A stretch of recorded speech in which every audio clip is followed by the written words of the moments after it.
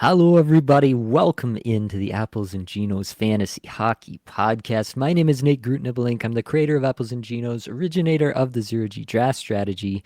And in this podcast, Blake and I are going to begin our annual 8 episode series in which we go team by team comparing notes on our projections for the 2025-26 season.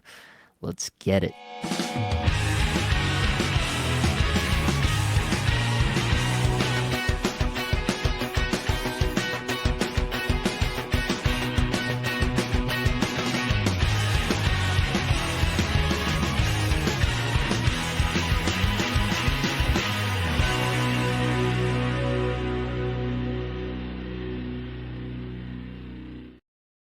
And of course, I have your friend and my best friend. It's Blake Creamer. Blake, how are we feeling tonight?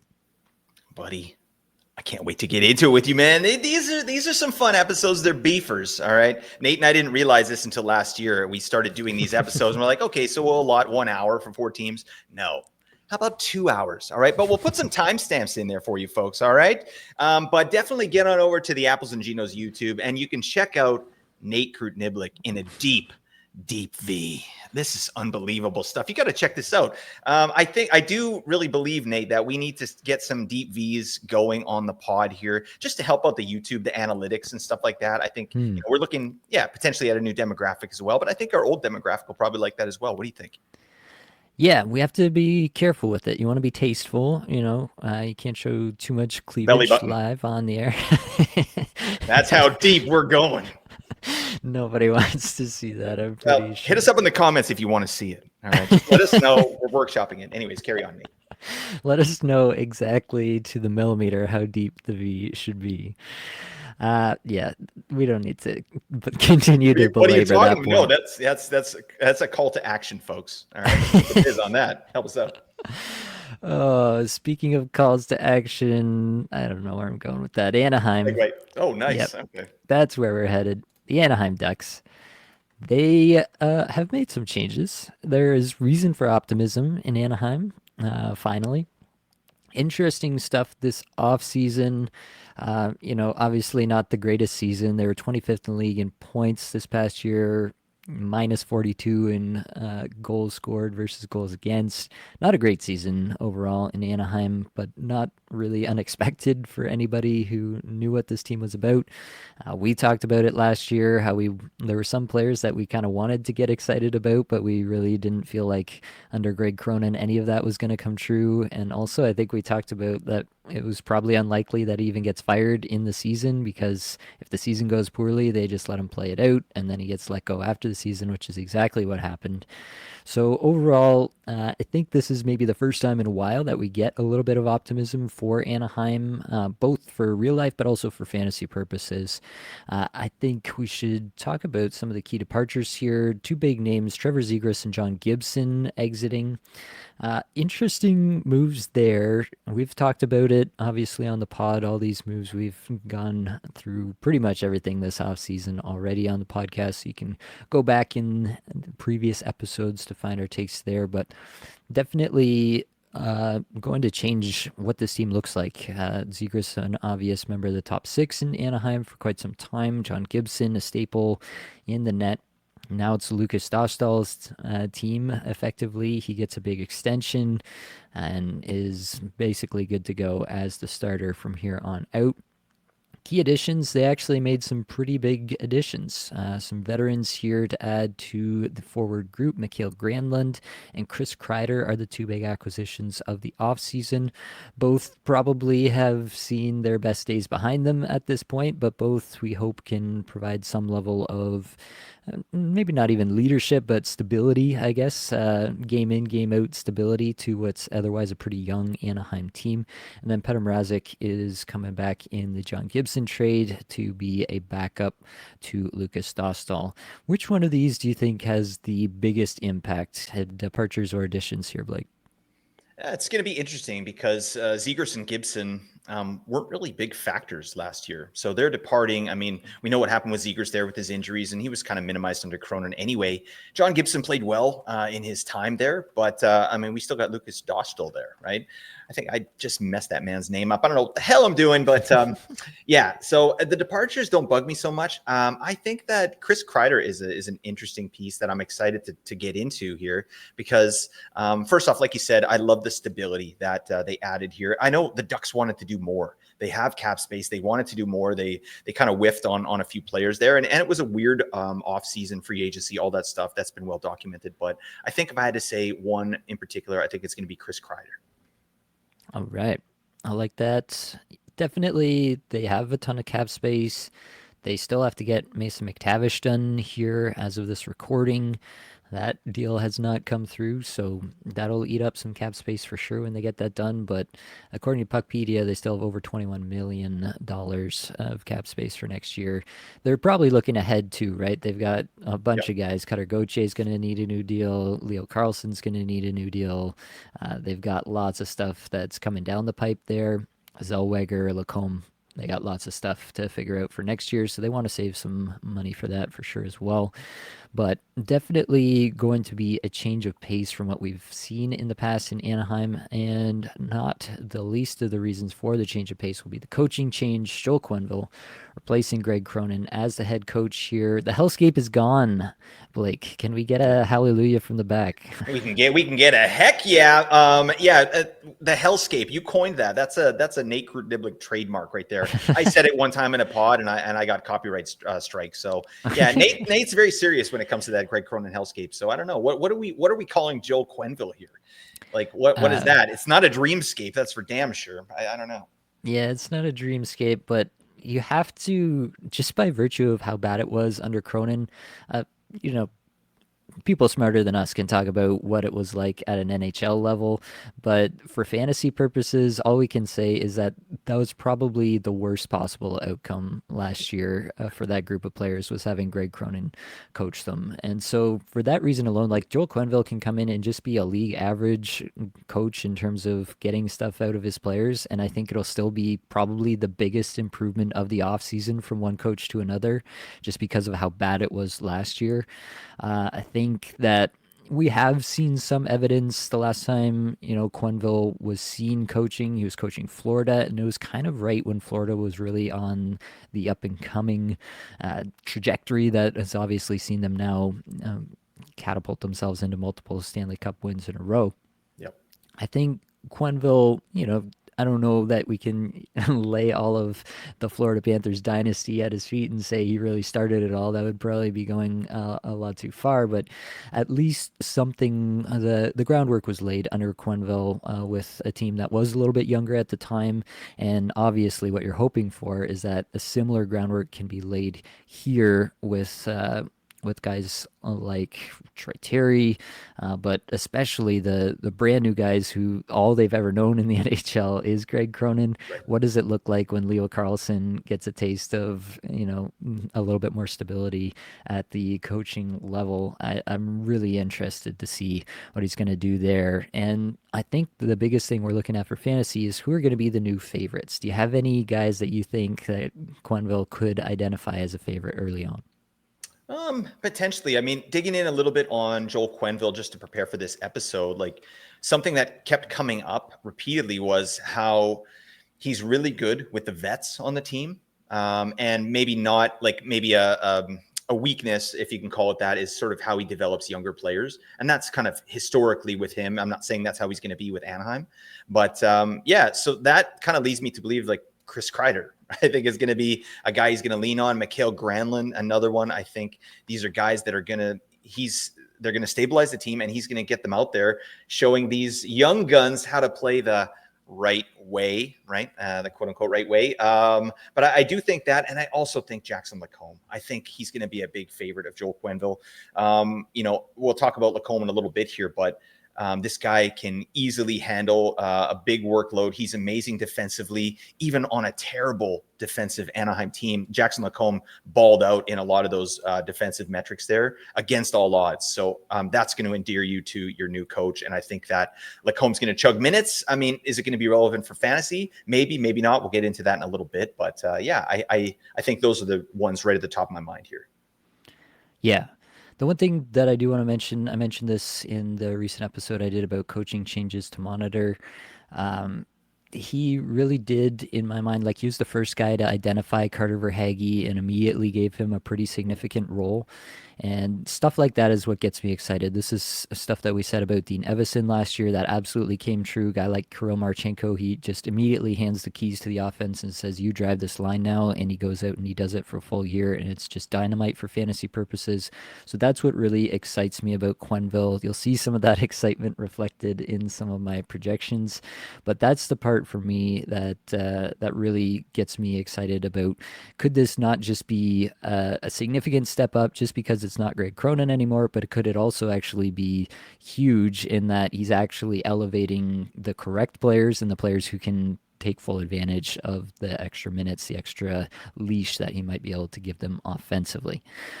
All right, we need to talk about the power play. This really does depend on the coach here as well, right? Who are the favorites? This was one of the last few true split power plays that we have across the league. Most people have kind of figured out at this point that, you know, you try to identify your best 5-man unit and you go with it throughout as much of the year as you possibly can and let them develop the chemistry realistically that I think most people have just kind of figured out this is the optimal way to do it. Just splitting time is not the best way to do it. There's been lots and lots of evidence for this over the past number of years, and most teams are starting to figure that out. My pick here, I put it as our pick, but really I didn't consult Blake at all on this. But my pick here very hurtful. would be if I could tell Joel Quenneville what I would do today, I would go Troy Terry, Chris Kreider, Cutter Gauthier, Mason McTavish, and Owen Zellweger on the back.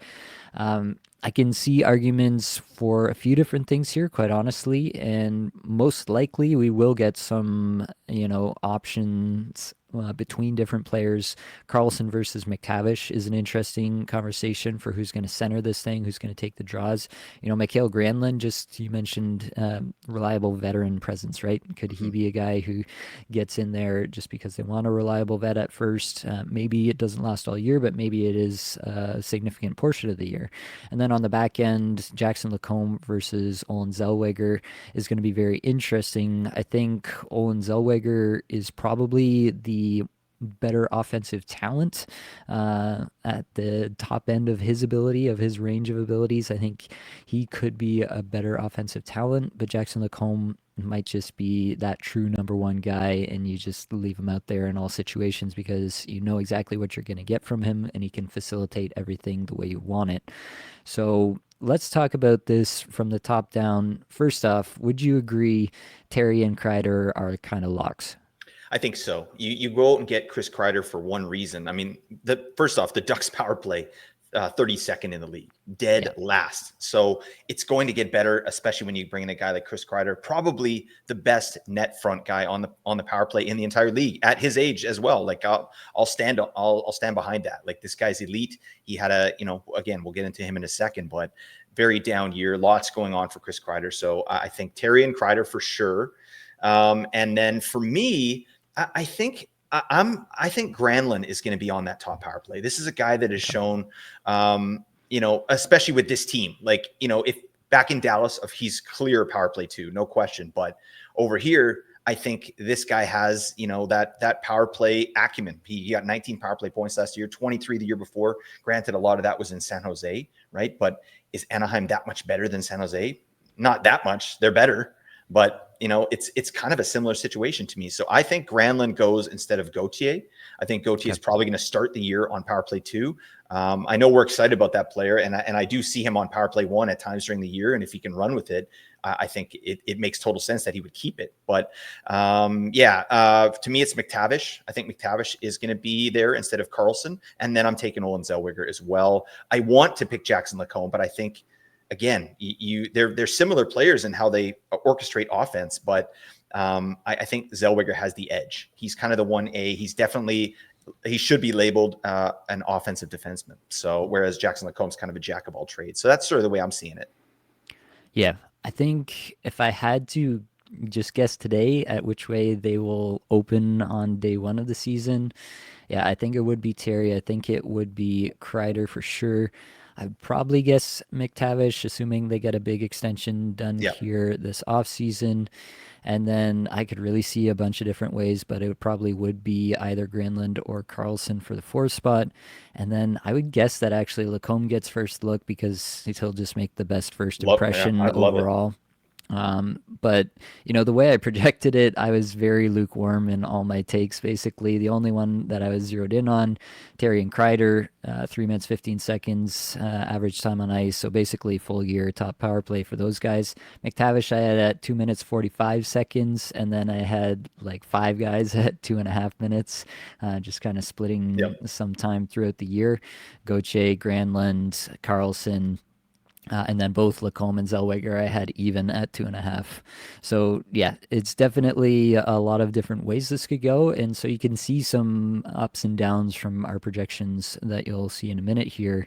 You could definitely see some ups and downs based on that. But that is a really key piece of trying to figure out who's going to pop here in Anaheim this year. I do think there will be some guys who do pop this year, and who it will be will probably depend a fair bit on who is on the power play one, assuming that they finally do the rational thing and go with the Please, true please, please, top please, power please, play. please, please. All right. Let's get into the projections then. We'll kind of do this top down. We'll compare and contrast our projections, yours versus mine here. Mason McTavish at the top, I have for 27 goals, 34 assists, 61 points. Blake, you have for 26 goals, 33 assists, 59 points. We're pretty close on this player.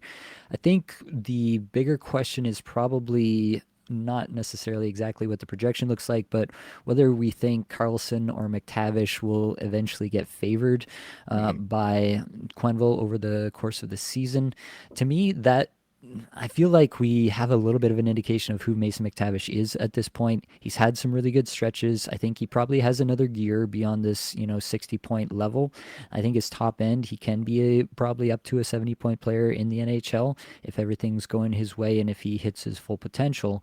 Mm-hmm. The real question mark for me is Leo Carlson, because he's still so young. He's shown some real efficiency, even in Greg Cronin's system. Is there a level that he can hit where all of a sudden he's actually looking like a star player, and he kind of defaults into taking over a true 1C role because he actually breaks out to a whole new level that Mason McTavish might not actually have in the bag?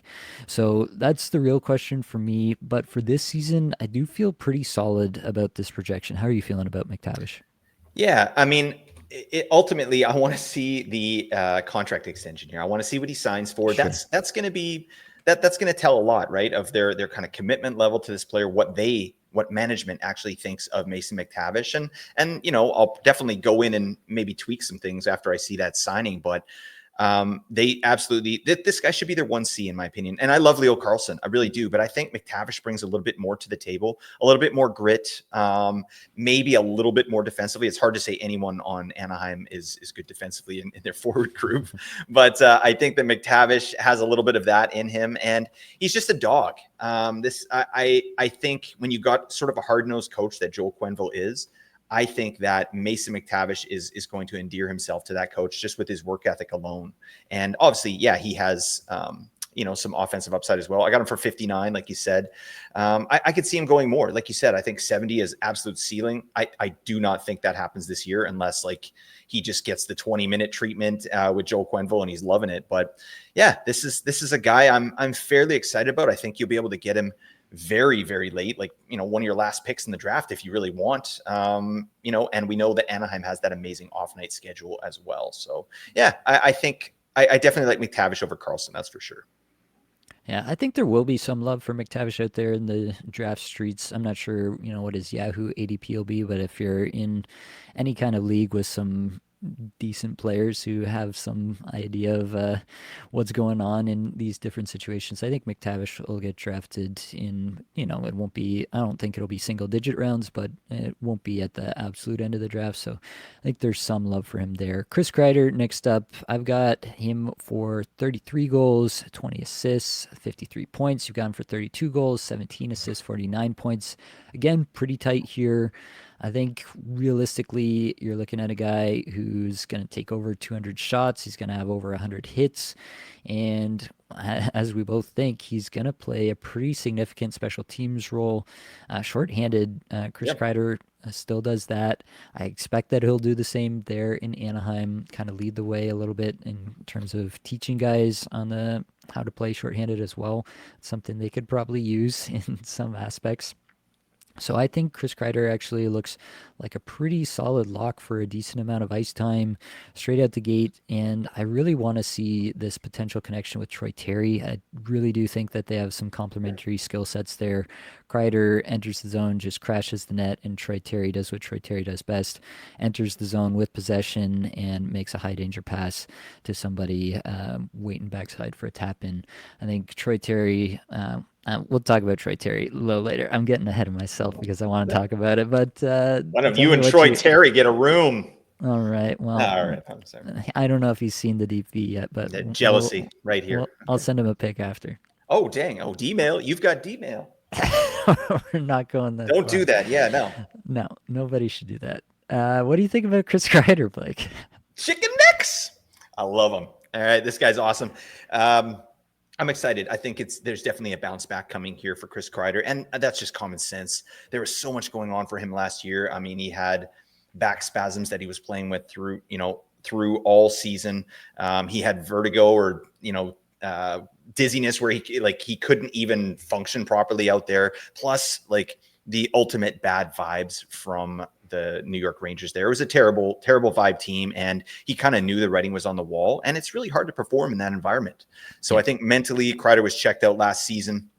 30 points in 68 games. No, this guy's a lot better than that. He got 75 points the year before. He's not that good. Okay, that was crazy. That was really reliant on massive power play numbers, which he's definitely not going to get with Anaheim here. But I absolutely think a bounce back is in the wheelhouse here. Last season, 16 minutes, 45 seconds average time on ice. That's going to go way up. Like, I've got him for almost 18 and a half. Right. And like you said, shorthanded as well.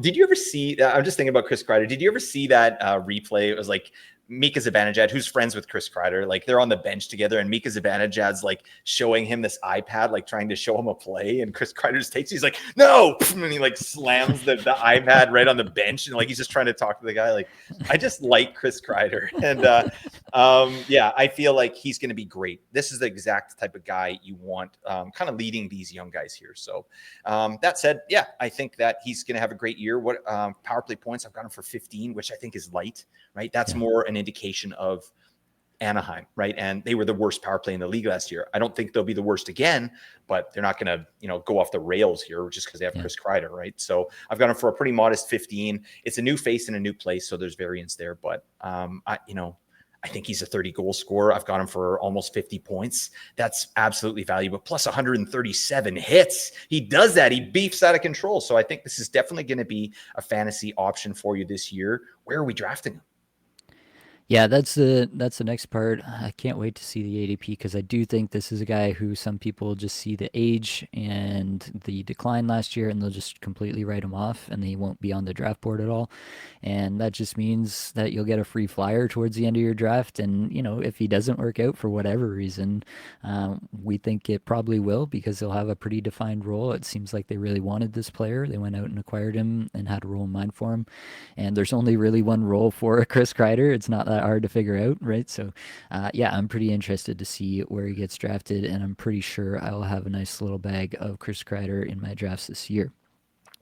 Troy Terry, next up. Really want to talk about this player. I'm falling in love all over again. 27 goals, 46 assists, 73 points is my projection. Blake's a little bit dialed back. 25 goals, 41 assists for 66 points. This is one of the two players that we have the biggest difference on in our projections. So let's take a little minute here and go through it. Item for 23 power play points. What did you get him for there? 20. So I got him for Okay. 20 on the power play there. So basically, half of the difference is on the power play, where, I do still have it largely running through Terry, 71% IPP, 56 shots per 60, and a 13% on ice shooting percentage. Does that stack up similarly to what you're seeing there, Blake? What was your on ice? 13. Yeah, I got him for 12.5. Okay. So 12.5 So, and a little bit lower on the shooting. The shots for per 60 as well. I got 52 there. So yep. I to me, this power play, like, it's again so much variance. I want Yeah. to be where you're at, but it's like I usually go where you're at as well. And this year I'm like, back it down, buddy. Like just wait and see a little bit. But I mean, yeah, let's hear more about Troy Terry. I want to hear your take here. Yeah, I think the other big thing is looking at the microstats. They just jump off the page here. What he was able to do last year still on a Greg Cronin team in terms of the microstats is just insane to me. The underlying numbers don't, like the advanced stats, the natural stat trick stuff doesn't always tell that story. So that is one thing that I'm looking at a little bit more this year, and it just pops off the page with Troy Terry. Really describes a player in my eyes that was held back by Frank Vetrano and Ryan Strome last year. Frank Vetrano's good for chucking pucks. We know this, but he's not good for efficiency. And I think a guy like Troy Terry is going to probably put Frank Vetrano in a lot of really good spots last year. And Frank Vetrano did the Evan Rodriguez thing and just hucked it at the net as best he could, and it just never went in. So I think that could get a lot better for Troy Terry this year. The one place I might be a little bit hot on is just the chance generation at even strength for Troy Terry, where, maybe some of how good his numbers were last year is just because Frank Vetrano was so willing to just fire it from all angles. And so his volume might decrease, but his efficiency might increase. So we might have a little bit of a scenario for myself, and might be why my projection is a little bit hot, where I'm kind of leaving the shot and chance generation where it was, but hiking up the efficiency a little bit more this year to account for what I think will be better line mates and a better system for Troy Terry. Either way, I'm going to be very in on Troy Terry. I think that Joel Quenneville is going to realize that this guy can drive a line from the wing. I think that this is a guy who, if he had spent the last 3 years on just about any other team in the league, we would view him very, very differently. So, very high on Troy Terry. You got anything to add there, Blake? I'm excited for the player. There's no question. Again, that the only question is, where are we drafting him, right? I think this is a guy that doesn't bring anything to the table peripherally. Like, how many hits do you have him for? Like 10. I got 14, and I was being generous. Troy, Yeah. he's an old dancing boy. He's an old cowpoke dancing boy. He'd do that. But I think that you're bang on there. This to me, he's the best rusher on the team, and he's also one of the best rushers in the league. And that's not even an exaggeration. Like, this guy is really elite at, skating the puck into the zone and setting things up for his teammates, right? He just has kind of poor teammates, and also the deployment was kind of janked for the entire time under Greg Cronin, right? Because before that, we had Troy Terry at the levels you're talking about. We had 73-point pace in 21-22. We had a 71-point pace in 22-23. He does that. It's in his bag, right? But he needs the keys. And to your point, I do believe that he's going to get those keys. Like, this is how offense is done here in the league. It's rush play, and Troy Terry is one of the best at that. So I'm excited about the player. I'm just not so excited about the team. Yeah, that's fair. I think that we'll get a pretty good indication with ADP where it's going to be, but back-to-back seasons where he scores 54 and 55 points, I don't think you're going to be paying a premium for Troy Terry on draft day. Got to get on to the second line here. Leo Carlson, I have here 23 goals, 29 assists. With the extra decimal place here, it works out to 51 points, not rounding up to 52 there, but Nice. Definitely a player that, again, I think they're going to have a lot of 50-point scorers, guys, in this range, right? You have him for 21 goals and 32 assists. for 53 points. So we're pretty close here. I think the biggest question with Leo Carlsson, I think if he maintains this kind of role, a similar role to what he had last year, if that doesn't change too much, then this is right where he'll be. The question to me is A, does he get a different role? And B, is there a level up in this player? He's still so young, came straight into the NHL from his draft. I think he's only 20 years old still.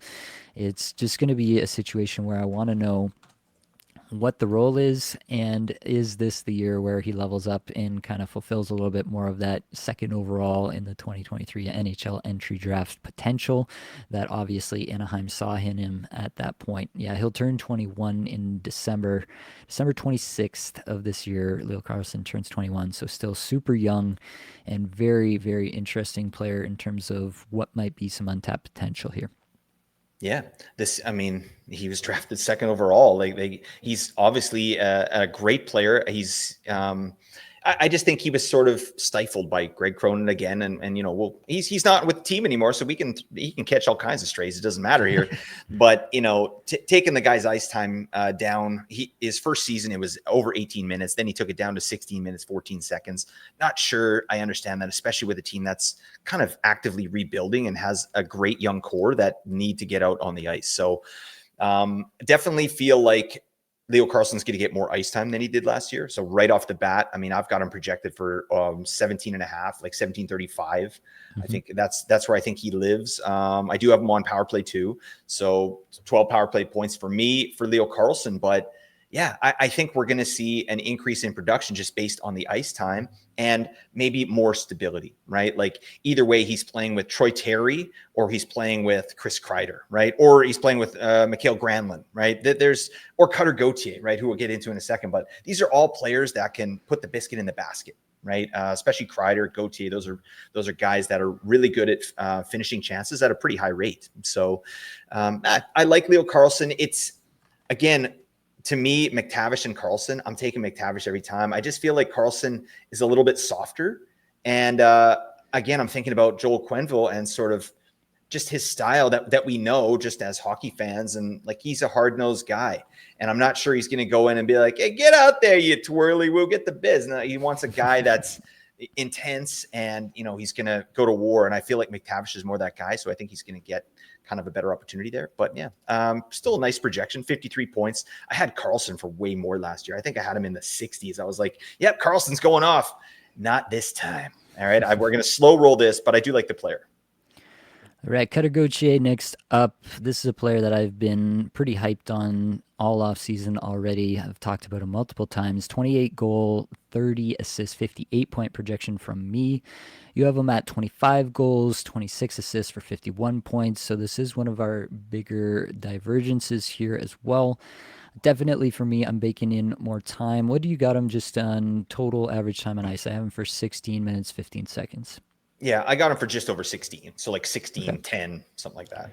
So pretty close there. Must be a little bit more on the efficiency side then.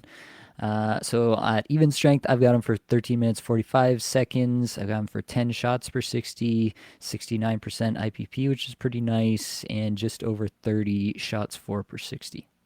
Yeah, I'm close. 13:45 for me, ice time, 67% IPP. All right, I missed opportunity for the 69, but 30 shots for per 60 as well. So, and then a 10.25 on ice shooting percentage there.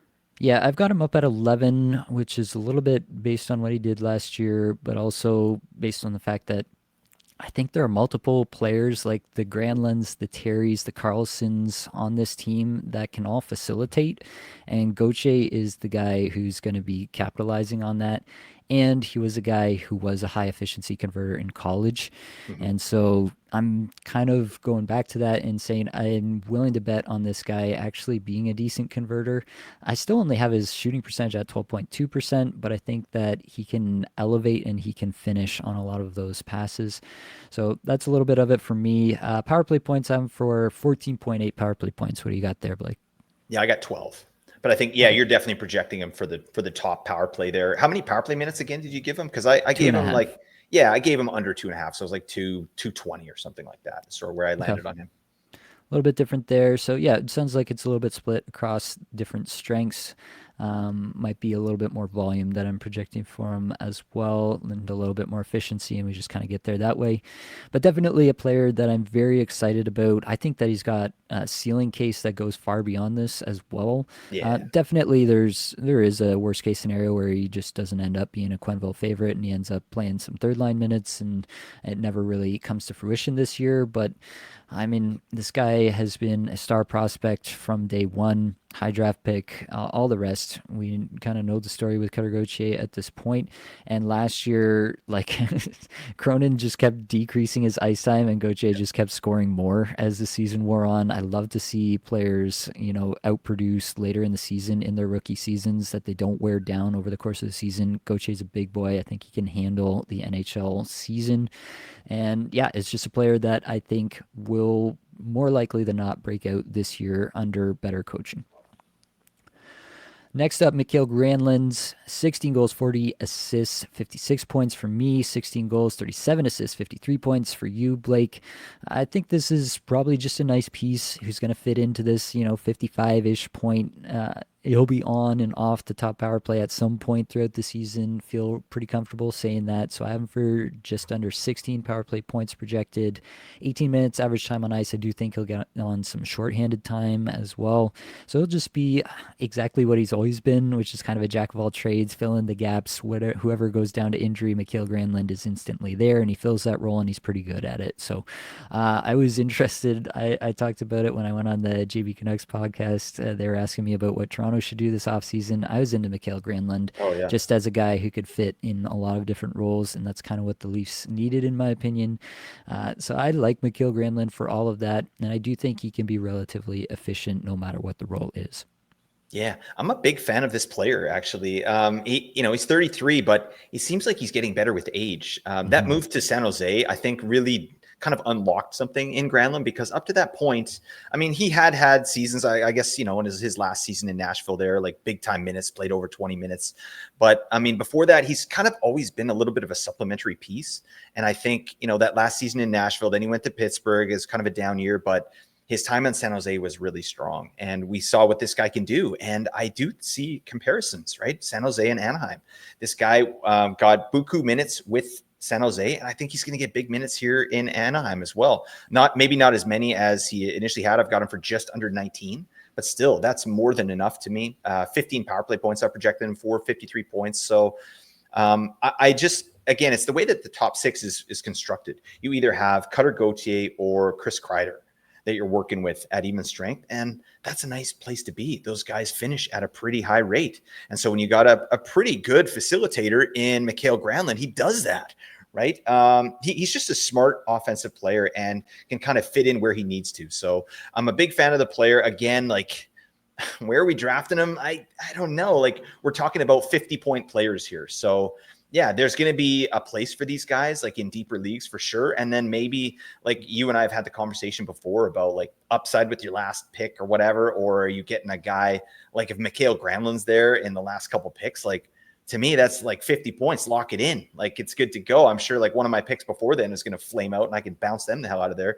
But I got, like, a really high floor with Mikael Granlund. The ceiling, though, I mean, I don't think it's ever going to get back up to that level that it was with in San Jose. I don't think he's touching 65 points again. Yeah, I think the problem with Granlund is because he's not a big time goal scorer, like, is in most point scoring formats, he's just not going to, really produce at a high level. And, 50 points, that's like replacement level in most fantasy leagues, 10, 12 team leagues. That's at or below replacement level there. And so that's the problem. Nice part with Granlund is that he plays for Anaheim, and he's going to have all these off nights, right? Anaheim, once again, the league leader in off nights, which plays super well for head-to-head fantasy leagues. I would put him at sixth on this list, behind all the other guys we've mentioned amongst the forwards. I would draft all the other forwards ahead of him for sure. But I can definitely see a spot for him after that, especially in some deeper formats. All right, the projected third line here, and I do hope that what we've kind of laid out here is the top six, and this is the third line, and Quenneville doesn't feel the need to mix and match between the third and the second line too much, as we've seen Cronin do throughout his time, kind of trying to do more of a top nine situation with Yeah. Terry down with Strome and Vetrano, as I mentioned. So Strome I have for 9.5 goals, 23 assists, 32.5 points. You have him for 10 goals, 25 assists, and that works out to 35 goals or 35 points there. Vetrano I have for 22 goals, 20 assists, 42 points. You have for 22 goals, 23 assists, 45 points. And then Killorn I have for 17 goals, 19 assists. That's 36 with the roundup. It goes to 37 points. 19 goals, 16 assists, 35 points for you, Blake. I think Vetrano is obviously the guy that we're most interested in for fantasy. We have him projected for over 200 shots. I have him for 141 hits, 64 blocks. Like, he's going to do all of the stuff that helps us in fantasy. So for that reason alone, he's here. He's probably going to shoot that much and, score on 10% of his shots. So he's going to get to 20 plus goals. That is probably still all true for Vetrano, but you saw it even in this past season. There were stretches of the season where he went absolutely quiet.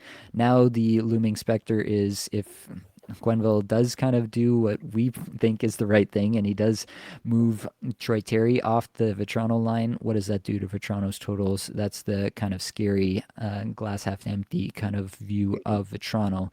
Talk to me about Vetrano and if you have any interest in Killorn or Strome in any format. Oh God. Well, let's talk about Vetrano first because there is some value there. Obviously, in Bangers Cats leagues, this guy's a beefer. He does that.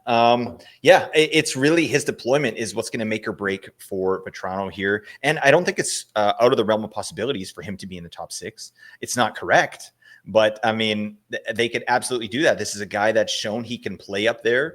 60 points 2 years ago. He got 45 last year on a terrible team. Anaheim was not good offensively, terrible defensively, and he still was able to pop for 45 points, which is kind of, where he might be again this year. But yeah, I do think that he's going to be down on that third line. And, when his ice time was down, what do I have him here for? Yeah, over 16 minutes, 10 seconds. Last season, he played 16 minutes, 10 seconds was 2022-23 with Anaheim, and he got 41 points in 81 games. I think that's probably the likely outcome here. This is a guy that's going to be utilized in a role, right? Third line grinder, get out there, hit, get off, right? Chuck pucks at the net, be a net positive when you're out there. And, that line with Ryan Strome and Alex Killorn, I actually like that as a third line. That's not terrible, right? That is a line that has a role to do and can get out there and can contribute a little bit. Ryan Strome, guy is a slug, cannot skate. He's very slow, right? But nothing happening on the rush there, right? Which is nice because Vetrano is very fast.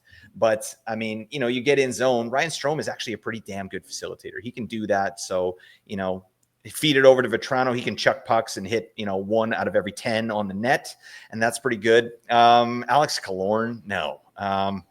Even when Anaheim has a good schedule every year and you're combing the waiver wire, you're like, oh, Killorn's available. You're like, oh God, is that where I am right now? This is what the bottom of the barrel looks like, folks. Shout out to Alex Killorn, amazing hockey player and person in real life. But buddy, no, we're not picking you up for fantasy.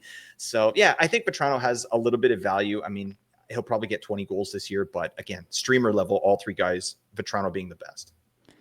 All right, moving on to the defense. Jackson Lacombe, I have for 12 goals, 40 assists, 52 points. You have for 14 goals and 35 assists, but rounding down to 48 points there. So similar there in the projection, a little bit of difference. I have him for 13 power play points. I have him for close to 160 blocks. He really does that. He's not going to throw a ton of hits, but I have him for 72. So pretty solid projection here for Jackson Lacombe. I really do think that his season, I think he's going to be very good again at even strength. His microstats are unbelievable, especially given the environment he was in. But I do think that it really comes down to what is the power play situation here, and is it any good under Joel Quenneville? If he's on it and it's good, then we could see some real ceiling here for Jackson Lacombe. What do you have for power play points for Lacombe here, Blake? I gave him 13, and again, I've got him down on power play too, but it's kind of a 1A, 1B the way I'm projecting it with him and Zellweger. Yeah. But Yeah, 13 power play points.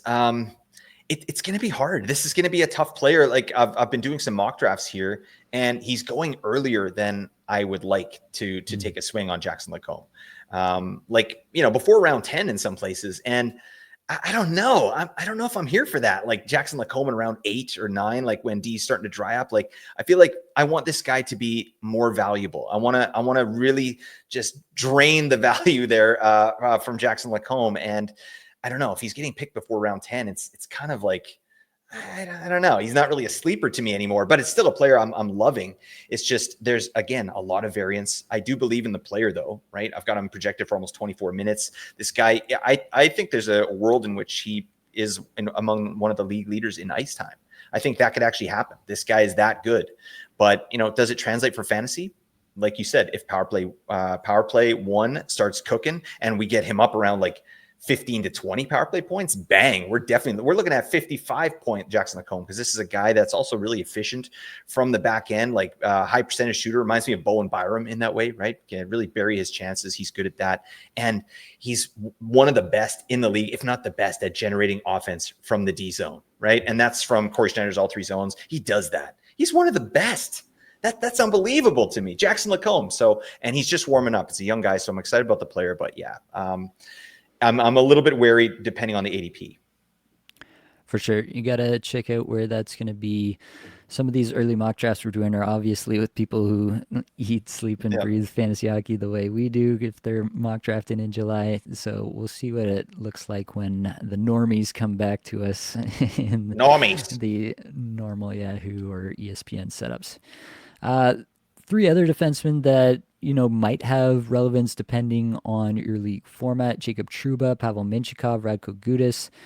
Trouba I have for 4 goals, 17 assists, 21 points. You have for 4 goals, 17 assists, 21 points. Look at us. Minchikov I have for 7 goals, 22 assists, and 29 points. You have for 7 goals, 20 assists, and 27 points. And Gudas, 2 goals, 16 assists, 18 points. You have him for 3 goals, 13 assists, and 16 points. Obviously, Trouba and Gudas are just bangers, guys. Trouba I have for over 200 hits and over 200 blocks. Rare combination where you can get that. Also a decent amount of shots, close to 150. Gudas is up at 280 hits and 181 blocks. So both these guys hugely valuable in bangers leagues. I don't think there's too much else to say. Neither of these guys are going to get a sniff of power play time, and they're not efficient at even strength, never have been.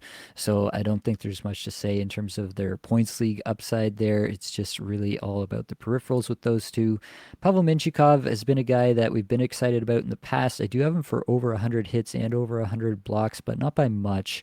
The interesting part for me is just whether he'll get a new lease in life under Joel Quenneville. I think he projects to be a better even strength defenseman potentially than Olen Zellweger this year, and that could put him in a decent role at even strength while Zellweger gets lower minutes at even strength but potentially gets power play. So that could lead to a spot where Minchikov is streamable in a deeper setup like 14-16 team leagues. That's possible. I'm not banking on that, but it's at least possible. Do you have anything you want to add on any of those 3, Blake? Yeah, I mean, Mintikov is great, I think, in Dynasty. I think there's still a real player here, but yeah, it's like even just digging in on the microstats, he generates a lot of chances. His chance contributions in terms of the team, he's in the 84th percentile, which is excellent. And he's just part of that young core of defensemen here with Anaheim that skate the puck out of the zone with possession. And that's something Anaheim does better than any team in the league. Anaheim, they lead the league in that. Like just, carrying the puck out of the zone, and Mintikov's one of them. But yeah, it's not going to be valuable for fantasy this year. And the other guys, beefers extraordinaire, and we love this. Pavel Minchikov, just 21 years old, will turn 22 in November. Definitely more runway for that player. Olen Zellweger, last one on the list here. I have projected for 11 goals, 28 assists, rounding down to 38 points. You have for 11 goals, 23 assists, 34 points.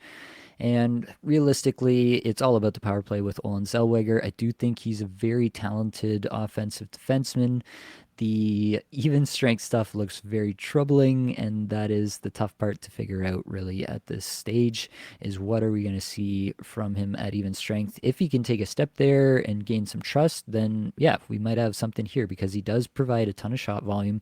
I have him playing 18 and a half minutes average time on ice and getting to 165 shots with that. If we were talking about like Jackson Lacomb's role for Olin Zellweger plus power play one, I think there's a real case to be made that Zellweger would be the 55, 60 point projection already, just based on what we've seen from him, the shot generation, all the rest of it. So I really like Zellweger. The offensive talent, I'm really worried about Zellweger's even strength usage, and it's still very much up in the air how much power play time he'll get as well. Yep. I can't really disagree with any of that. This guy is getting caved in out there defensively. He's terrible at that, right? But it was a bad team. It was Greg Cronin. He was throwing stuff in a blender and just sending him out there. So, I mean, we got a structured guy in here. Again, Joel Quenneville, this is going to make a massive difference. And even though I said, like, Quenneville developing younger players is not really a strength of his, like, that's what assistant coaches are for, right? That's why you got assistants. That's why you got these other guys in here. So I feel like Zellweger should take a step, at least defensively, and that should allow him to be out on the ice a little bit more. But it is well within the range of possibilities as well for him to be like a Brandt Clark kind of guy where he's out there for like 15 to 19 minutes a night and kind of just tooting in our faces for fantasy. Yeah. Olin Zellweger, also 21 years old. Also 21 years old, Tristan Luneau played pretty much all of last year, only got 6 games with Anaheim, played pretty much all of last year with the San Diego Gulls, 59 games played there, 52 points from the back end. Let's go. Down there. So I'm not saying that he's going to come up to the NHL this year and immediately steal a top power play job or something like that. But I mean, I've seen weirder things. I wanted to throw the name out there here. All right, top 3 targets, Blake, take it away.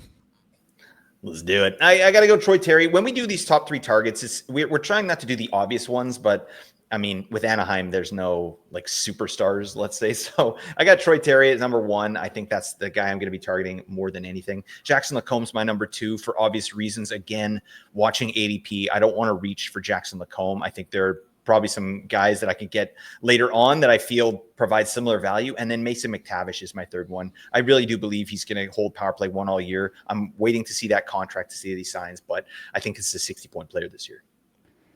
Love that. My top 3 targets, Cutter Gauthier, number 1 for me. This is, JJ Paterka from last year. This is Dylan Genther from last year. That's who this player is for me. And I think there is a real ceiling with this player.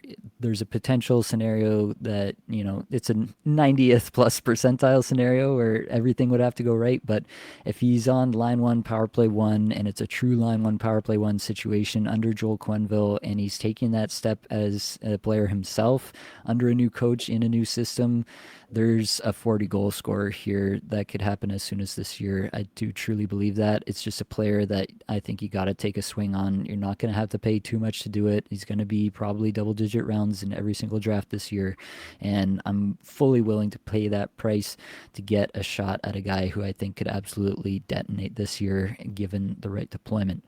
Troy Terry is going to be my number 2. Talked about that at length. Don't need to go into detail there. Mason McTavish, it is dependent on deployment, as we talked about. What's the split between him and Carlson at center? What's the split between him and Carlson on the power play? But the way that I'm reading it immediately, and again, we'll see what happens with the extension here. Maybe that changes our mind a little bit and we'll have to revisit it. But at this moment in time, I do like McTavish there. All right, we got to move on. We spent something close to 50 minutes on Anaheim, sorry about but this. The good news is that we will not be spending nearly as much time on Boston. Allegedly. Key departures: Brad Marchand, Brandon Carlo, Charlie Coyle, Trent Frederick, all shipped out at the trade deadline last year, but big departures from what the roster looked like at the start of the year last year versus this year.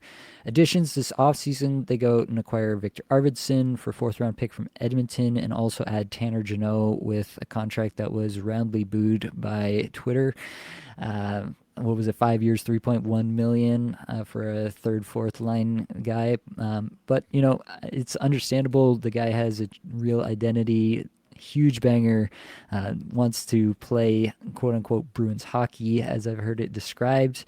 And the reason I've heard it described as that is Marco Sturm has replaced Joe Sacco as head coach, and he has talked at length actually about Bruins hockey already and wanting to get back to what the Bruins were known for at the height of their powers. And I think that's a really interesting piece to try to figure out what this team might look like. It really felt like under Joe Sacco, they really had no identity last year. They were playing out the string almost from the moment that Jim Montgomery was fired. And so Marco Sturm, I at least think he's going to try to establish an identity. Do you see something else there, Blake? No, I like the hiring. It seems to me like this guy's kind of a player's coach, and he's going to be a bit progressive in the way that he approaches things, kind of like a guy maybe like Rick Tocchet, right? Comes in and is well liked and trusted by the players. And yeah, I'm kind of excited. I know you're going to get into it here in a second, but just sort of the style that he's going to bring as well to this team. Yeah, he did a really interesting interview. I'm gonna link it in the player or in the podcast notes for patron members who are gonna get these. But he did a really interesting interview. I'm sure you can Google it as well. But he was talking about what he might want to bring. When he was coaching the Ontario Reign in the AHL for a few years, he brought a volume shot generation play style, playing downhill, forecheck style, going heavy in the corners. And obviously, Tanner Jeannot fitting into that. There's a very obvious correlation as to why Tanner Jeannot was brought in, and probably why Marco Sturm was hired as the head coach is because that's the way that management wanted this team to play as well. So, from that perspective, I think you're just going to immediately get some more volume out of this team. Whether or not they have the efficiency to match that is definitely something we'll get into when we talk about the projections here. But I think you have to project that there will be significantly more shot volume from this coach. And realistically, we don't really know what else will happen with Marco Sturm. You have some AHL stats that you can dig into a little bit, but the NHL is obviously a totally different kettle of fish, and we'll have to see what Marco Sturm does. Realistically, as long as he can kind of change the temperament of the room. The Bruins last year were missing Hampus Lindholm and Charlie McAvoy for long periods of the season. Like, no team can lose your top two defenders and fare well. Jeremy Swayman, well written about, well discussed how terrible his season went. Obviously, you expect that he'll be better because he has shown how good he can be in the past. Just some natural roster things coming back in the right direction, plus a little bit more of an identity, could mean some better things for Boston. You have to at least expect that it'll be better than what it was last year. Moving over to the power play, this is really just David Pastrnak and company. This is a guaranteed power play one for me. They just don't have enough personnel to go 2 units deep to try some sort of split situation. Right. Even if it was like an Ovechkin situation with Pastrnak where he was out there the whole time and they split some other guys, they literally don't have enough guys who have like ever been on a power play to make that happen. So Yeah. I think we're pretty safe to project a true power play 1 unit here. And that's going to look like Pastrnak, Geeky with the obvious chemistry he built with Pastrnak, both at even strength and on the power play over the back half of last year. Elias Lindholm, I think, is a lock there as well. But the fourth forward spot is definitely up for debate. And, they tried Casey Middlestat for a good chunk of the end of last year. Different teams have tried Casey Middlestat, and it's never really worked, so I don't really see that as the most likely option. For my money, the most likely options are Pavel Zacha, who obviously has a lot of history with Pastrnak, both Czech players. Zacha has played a lot at even strength with Pastrnak over the last number of years in Boston. And then newcomer Victor Arvidsson, who could also get a significant look there if they, basically it's very different types of players. And so for me, it's which one they want to go with, which one fills the need of that power play in the right way. What do you think, Blake? Yeah, I mean, I know we're going to get into it here, but I just don't see why you would pick up a guy like Victor Arvidsson and his obvious talents and what he brings to the table, which is shot generation, right? Rush play, shot generation, to a team with a really stagnant power play and not put him on power play 1. I feel like that's going to be Arvidsson at least to start the year, right? And I agree with you. That spot is in flux. I don't think like he's just a lock to stay on power play 1 all year, but like you said, they don't have many other people. And Casey Middlestat, like he's just not that guy, right? And I don't even think Boston likes him that much. You know what I mean? He wasn't playing that well. His best time was when he was with Colorado. He was getting some big minutes there and up on power play one and really playing with some solid players. Well, it just hasn't worked out that way for Casey Middlestat here in Boston. So I think that it's going to be Victor Arvidsson with a bullet. Right. Power play quarterback also in question here for me. Charlie McAvoy has been the incumbent, but they have tried Hampus Lindholm. They have given Mason Lowry some work there, who's still an up-and-coming player and might develop into a better power play quarterback in the future. If they want to play Lindholm and McAvoy a ton of the time at even strength, could Lowry get in there? I think it's most likely going to be McAvoy. I have him projected for 2 minutes 45 seconds average time on ice on the power play, and I have Lindholm and Lowry down at 2. So I'm giving it mostly to McAvoy, but I am knocking it back just a little bit off of where he's been in previous years, just because I do think it's a little bit more in question. New coach, new situation in that regard, and they could try some stuff, especially if this season starts to go south again. Yeah, I think, digging in on my projections here with Boston. I might have been a little hot on McAvoy here, but only with the time on ice. I think I projected him for like 3 minutes and 15 seconds on the power play. And what you're saying makes sense, especially when you got Mason Lowry in the wings here, a guy that has had some success. But that said, I still do think that McAvoy is the 3-minute man on the power play. And this is a guy that he just had a terrible year last year. Boston had a terrible year, and it's hard to judge McAvoy's season on what happened last year. I will say this though, McAvoy, not an amazing power play performer. He's a great facilitator. Like his first pass is sick, like among the best of them in the league, right? And he's passing it to David Pastrnak, who is, like a top 5, 6, 7 player in the league, no question. So there's a nice chemistry there, but I can see a world where Mason Lowry sort of takes a little bit away. I don't see Hampus Lindholm doing much there. I think they really want him to be that Devin Taves, that kind of defensive presence, so that guys like McAvoy and Lowry can get the biz in the offensive zone. All right. Let's dig in then on the projections. Elias Lindholm off the top, I have for 23 goals, 30 assists, 53 points. You have for 22 goals, 35 assists, and 57 points. So pretty close here. I think that Lindholm, they've got to make this contract work and be worth it. And he is really the only center that they really should like, in my opinion. Zacha could, the only way that Lindholm gets away from Pastrnak is if Zacha is used at center again this year. I'm not really feeling that. They added Sean Corrali in the offseason here. They have Fraser Minton in the wings as well that they looks like they want to give NHL ice time to, and they have Casey Middlestat, as we mentioned. So it makes the most sense to me to move Zacha back to the wing. I think he's better on the wing in most situations. So I think Lindholm takes the center spot. I think he plays C1 alongside Pastrnak for a good chunk of the year, if not all of it. And that should result in a better season overall. I think Lindholm is never going to recapture, the glory years in Calgary alongside Gaudreau and Tkachuk. That's definitely in the rear view for me. But I think he can be a reasonable piece here and at least provide some streamer value, maybe some season-long value in some deeper formats.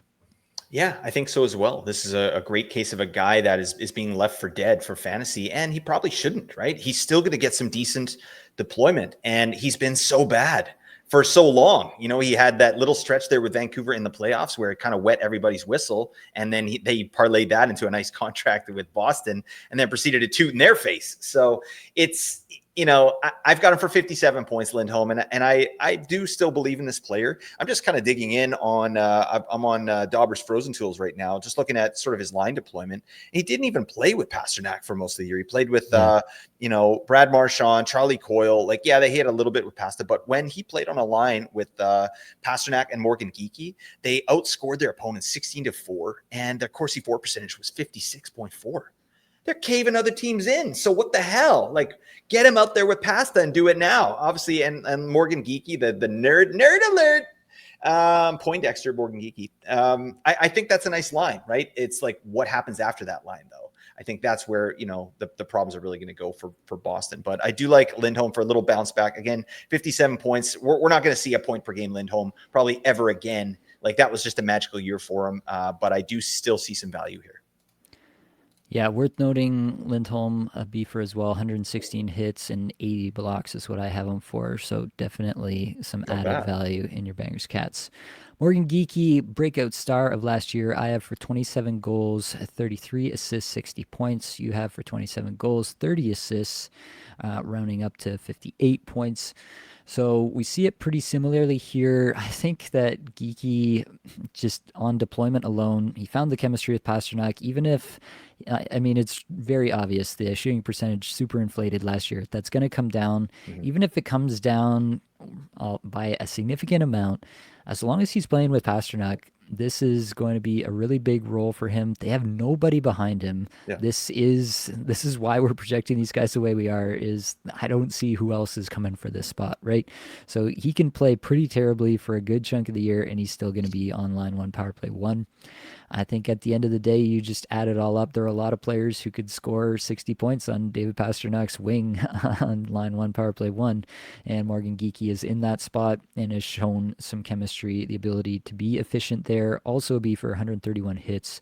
I have Morgan Geeky for. I think that, in sharper leagues, people may totally discount him because they don't like the offense and, it's a big outlier season for Geeky. And so he might actually fall in sharper leagues and it might be an opportunity where you say, hey, this guy's going to get a ton of ice time here alongside David Pasternak. I'm just going to take that guy. I like that. I'm always looking for line one, power play one guys that are getting faded, right? And that's what Morgan Geeky is. He will get faded. People are going to look at the shooting percentage, which was almost 22% last year, and that's not real. That is going to go down, right? So he was cooking. He was basically the only one, him and Pasta, on the team, right? But he only had 9 power play points. So I think that his goals are probably going to come down a little bit, or the efficiency, but his power play points should go up. 9 power play points. No, I don't see how Morgan Geeky gets 9 power play points. I've got him for almost 16 right off the bat. So that kind of covers that, negative regression in goals potentially. But yeah, you're absolutely right. If he's playing with Pasta this year, it's a guy that is going to be fantasy relevant. You dig in on Morgan Geeky's micro stats, like all the facilitation metrics, like nothing, right? He's Yeah. not doing that. This guy's out there. Put your stick on the ice, Morgan Geeky. Pass is going to find you, and that's kind of what happened, right? So I'm low key into this player as well. Certainly in Bangers Cats leagues, I think he could probably still get faded there, and you're getting an extra added value because he's a beefer. So I'm into the Geekster, but yeah, it's not a sexy pick, is it? No, not a sexy pick, but perhaps a value one come draft time. David Pasternak, what can you say? Unbelievable year considering what he had to put up with in terms of support. I am for 43 goals, 53 assists, rounding down to 95 points. You have him for 49 goals and 50 assists for 99 points. I am looking at this, and it's going to be hard for him to be as efficient as he was last year. Talked about Geeky's super high shooting percentage. That was obviously, part of that was Pasternak feeding him, and Pasternak had a high on ice shooting percentage because of that. Have some regression baked in there. God forbid Lindholm, Geeky, McAvoy injuries again, then Pasternak would have to be absolutely superhuman once again to get anywhere near what he was at last year. Right. So yeah, I am projecting a little bit more of a pullback this year for Pasternak. I still think the absolute world of the player. It's just really hard. It's just really hard to be that efficient with these kind of line mates, with this kind of situation year after year after year. And the most likely scenario for me is a little bit of a pullback. How about you? Yeah, I mean, it's going to be a pullback based on all those things you said, but this guy's still elite. He's still Yep. elite, and he's a chameleon. He's able to change his game. You don't have players to play with that are getting you the puck. Okay, I'll just become an amazing facilitator, like an elite facilitator, and willed this team to get goals, right? I mean, look at who he's playing with. The fact that he's playing with Geeky on his line, it does kind of stink that he doesn't have a facilitator at all there, because this is a guy that has 60 goal potential, but Yep. we're not going to see it with the line that he's playing with.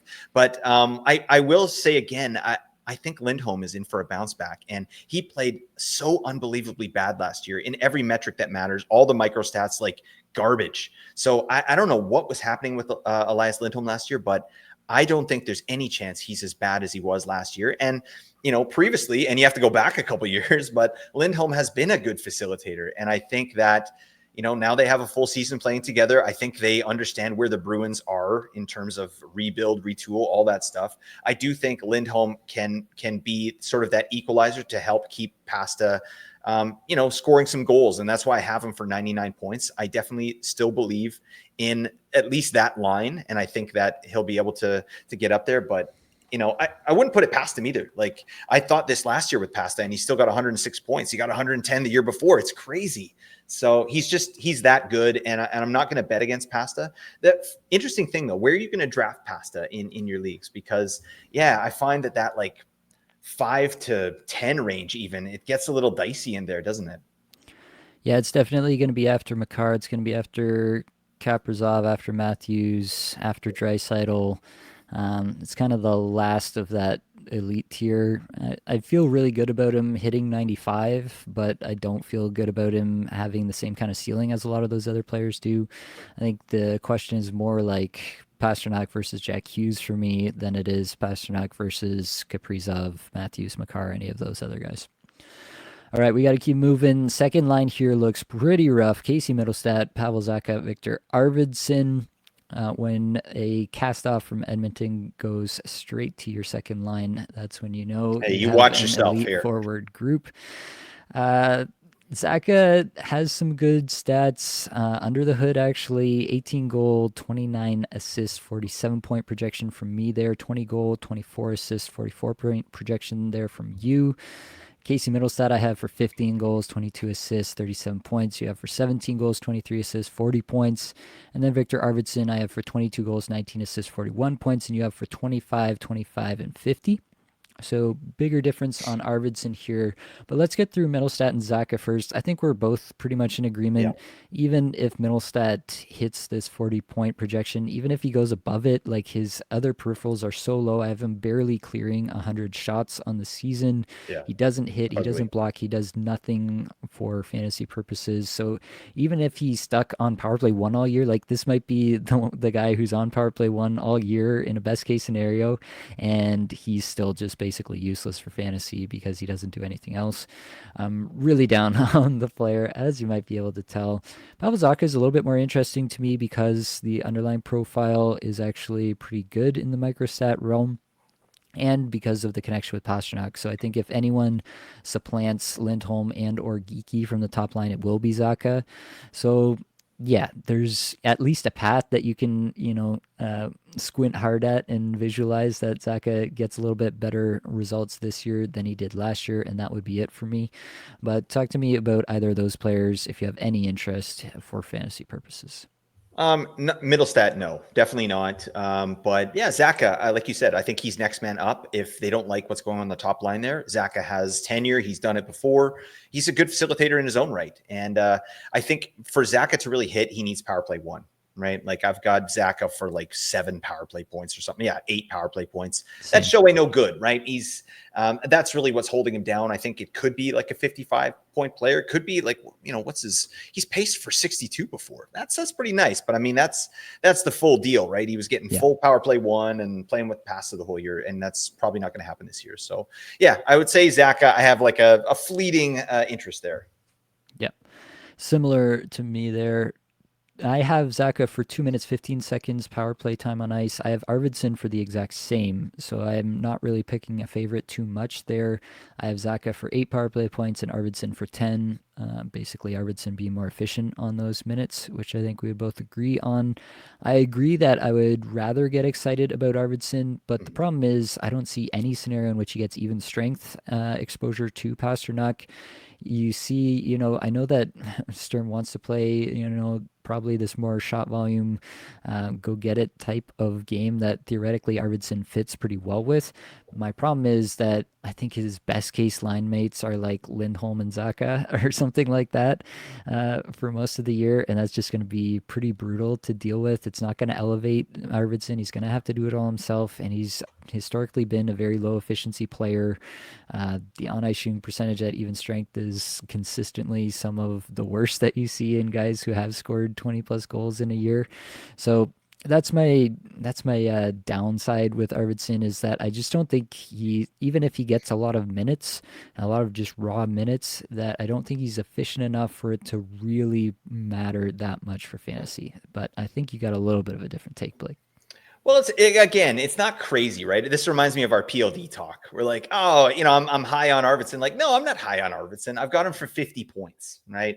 So we're not going off the rails here, but I do really like this player, and I don't know. I look at you're talking about his even strength line mates, and that's fair, right? But even strength line mates last year, Leon Draisaitl and Vasily Podkolzin, like he didn't do a damn thing with that line. You know what I mean? So, and his line mates with what was his line in LA? It was like Trevor Moore and Philip Deneau. Are these guys really any better than Casey Middlestat and Pavel Zacha? Like, it's not like so much better. You know what I mean? It's in the realm of Draisaitl's a fair bit better. Okay, sorry. Yes, Draisaitl's way better. But I guess my point was like he didn't do anything with that even strength deployment when he was playing with Draisaitl. Yeah. So I think, I take that with a grain of salt, right? His even strength deployment. I think there's a line here, right? Pavel Zacha is a great distributor. Casey Middlestat's a good distributor, right? Who had a really down year. Maybe he plays better, but Arvidsson is elite at rush shots. He's great at just generating shots for himself and chances for himself. And he's playing with two good facilitators. So I'm not so worried at even strength. And I think there's a higher ceiling than 50 points for Victor Arvidsson, but obviously everything would have to go right. Right? Like everything. He'd have to get 3 minutes on the power play and, that line would have to click because I agree with you. He's not playing with pasta. So that's not going to happen. So the other thing I like about Arvidsson too is his connection with Marco Sturm, right? They were together in LA, right? And same with Tanner Ginos. So he's got some familiarity here. I think it's not going to be an Edmonton situation where you're going in cold and it's like, get out there. Let's see what you can do. It's like he knows what Arvidsson can do and he's going to put him in positions to potentially succeed. So I think that's part of the reason why I like Arvidsson on power play 1, and I've got him for 15 power play points, and that's kind of really buoying his point total here. So, and that's my take on Arvidsson.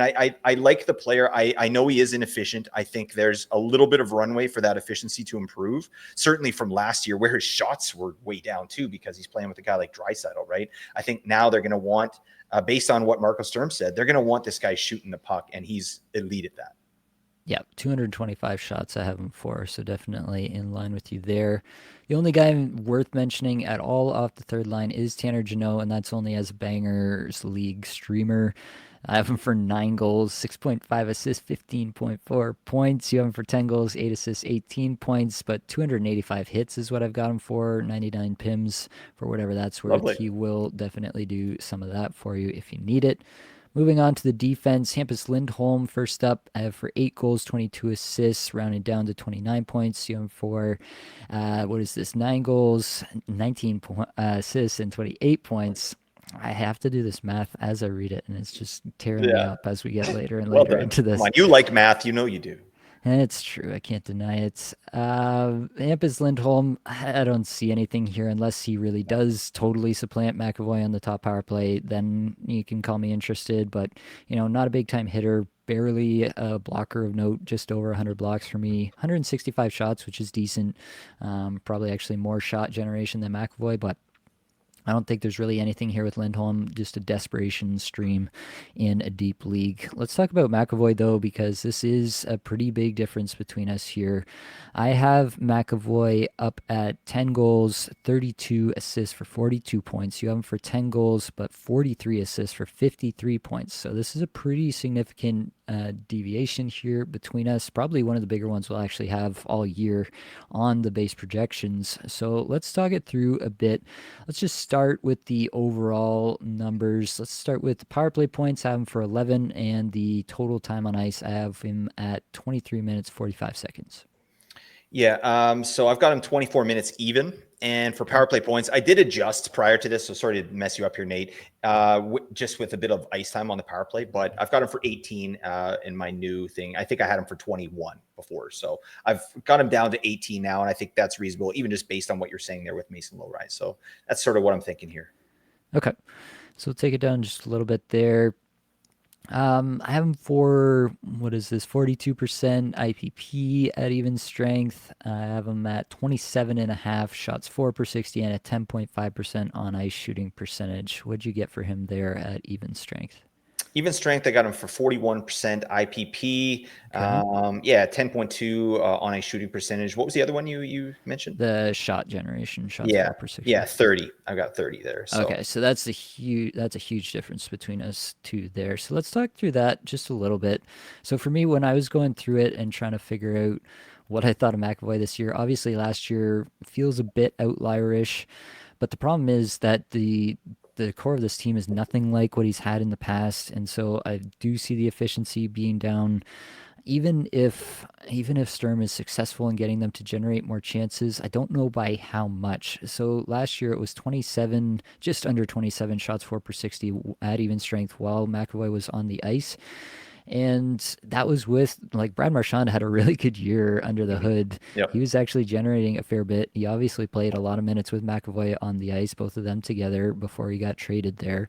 McAvoy played most of his year before, right? It was the Four Nations where he had the injury and missed the rest of the year. So basically, all of these stats, the just under 27, came with Marchand still there, Coyle still there, all these guys.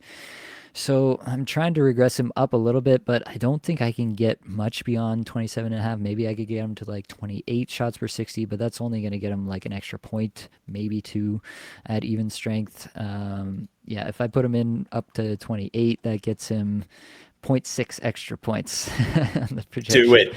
it. So, yeah, I can maybe see a little bit more there, but I also just don't know that this is going to be the team that does that. I know that's how he wants to play, but this is still a team with Middlestat, with Zaka, with Lindholm, guys who are not volume shooters. Even the guys down the lineup are not volume shooters. So it's really just like Pasternak, Geeky, and Arvidsson that are going to be putting pucks on net in my eyes. So that's where I'm at on McAvoy. I don't know if you got a counter take there, though.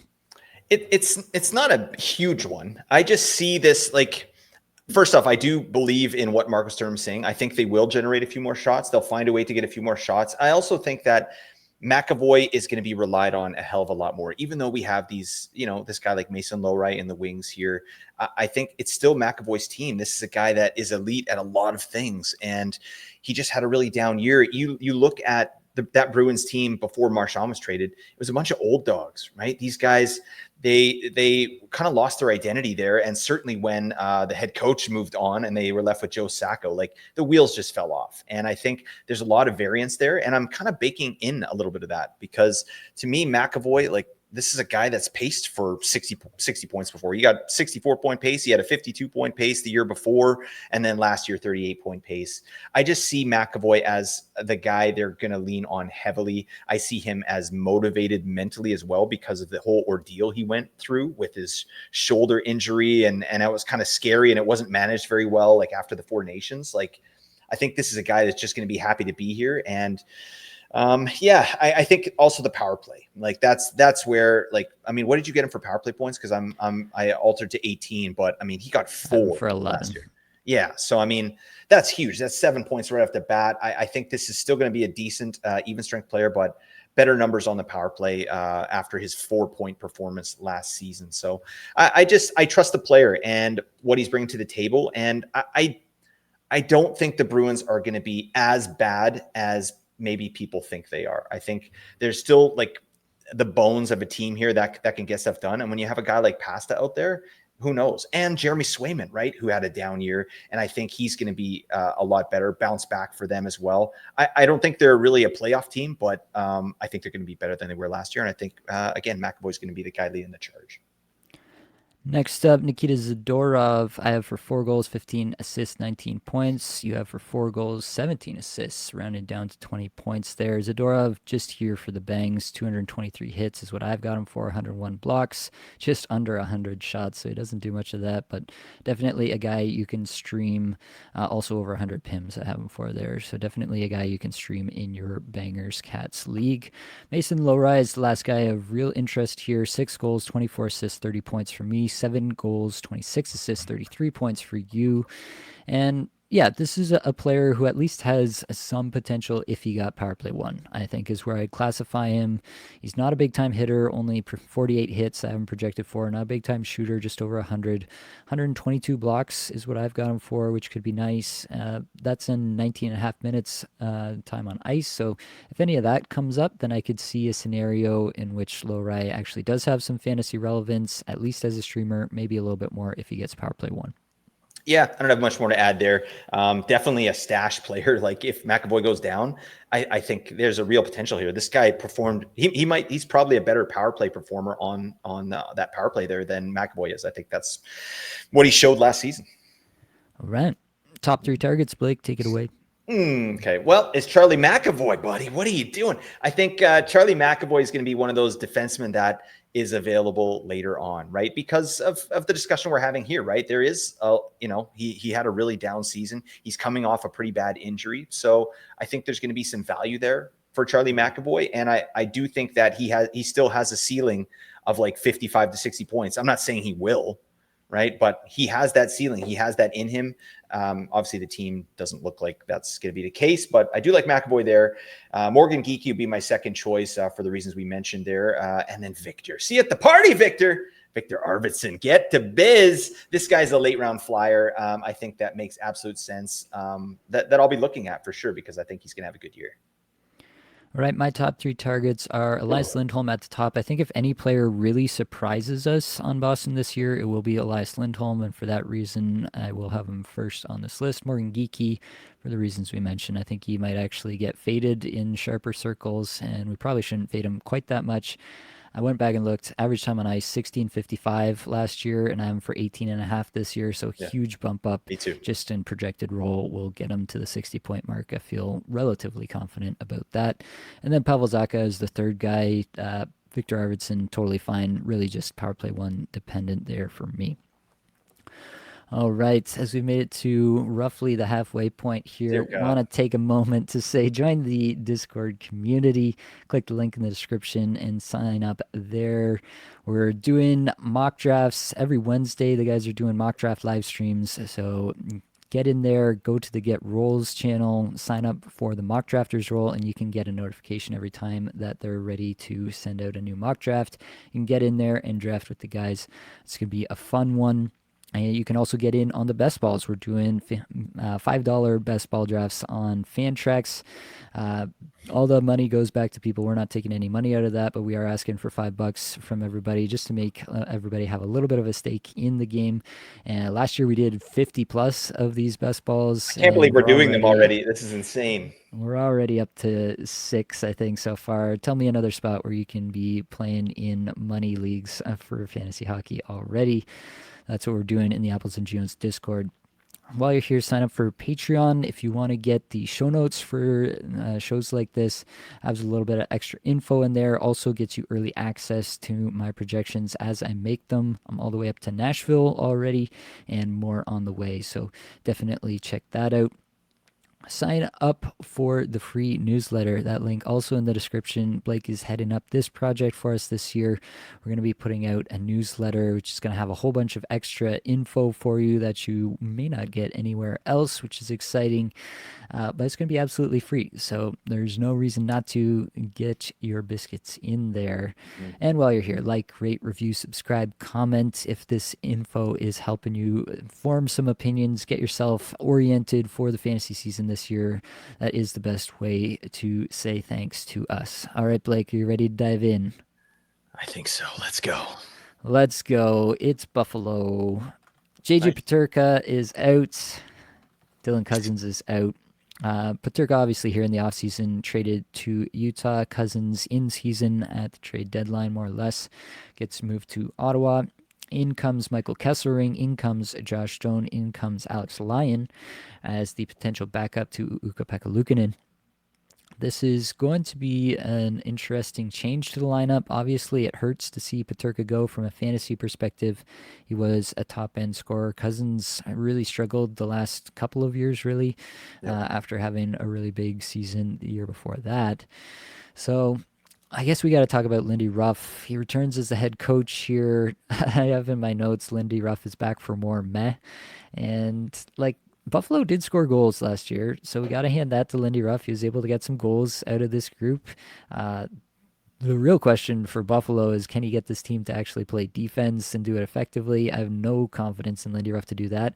The problem that I have here is if he is unable to do that, like Buffalo, the fans are not happy with anything that's going on in Buffalo. They have not been for years.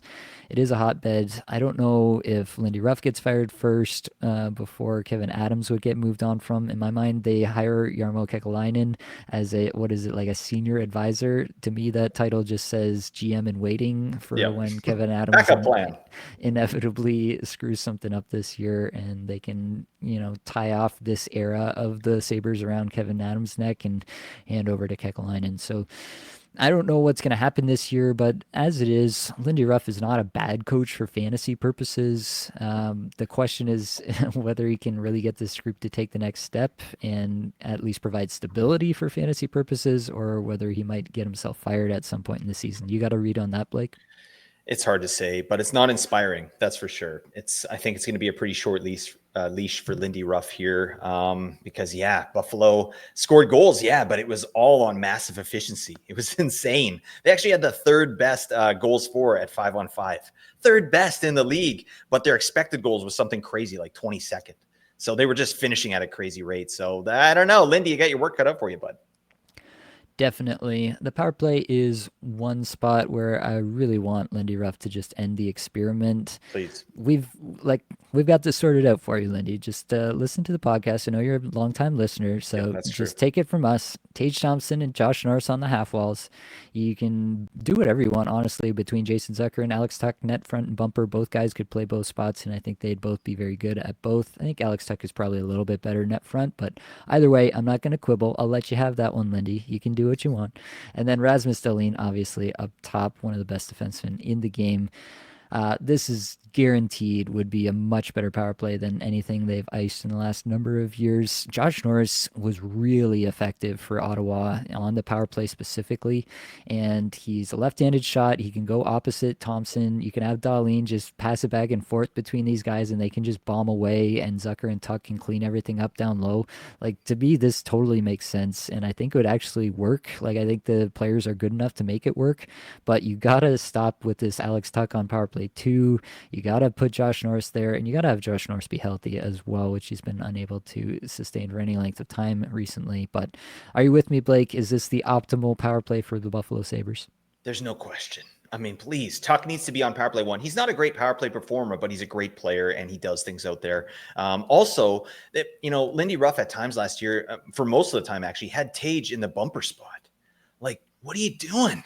Get him over on the flank. This guy's got a bomb. He's got the best and hardest shot in the entire league, and you got him in the bumper position. Buddy, make it make sense. Yeah, can't make it make sense, but at least we've got that sorted out for you, Mr. Ruff.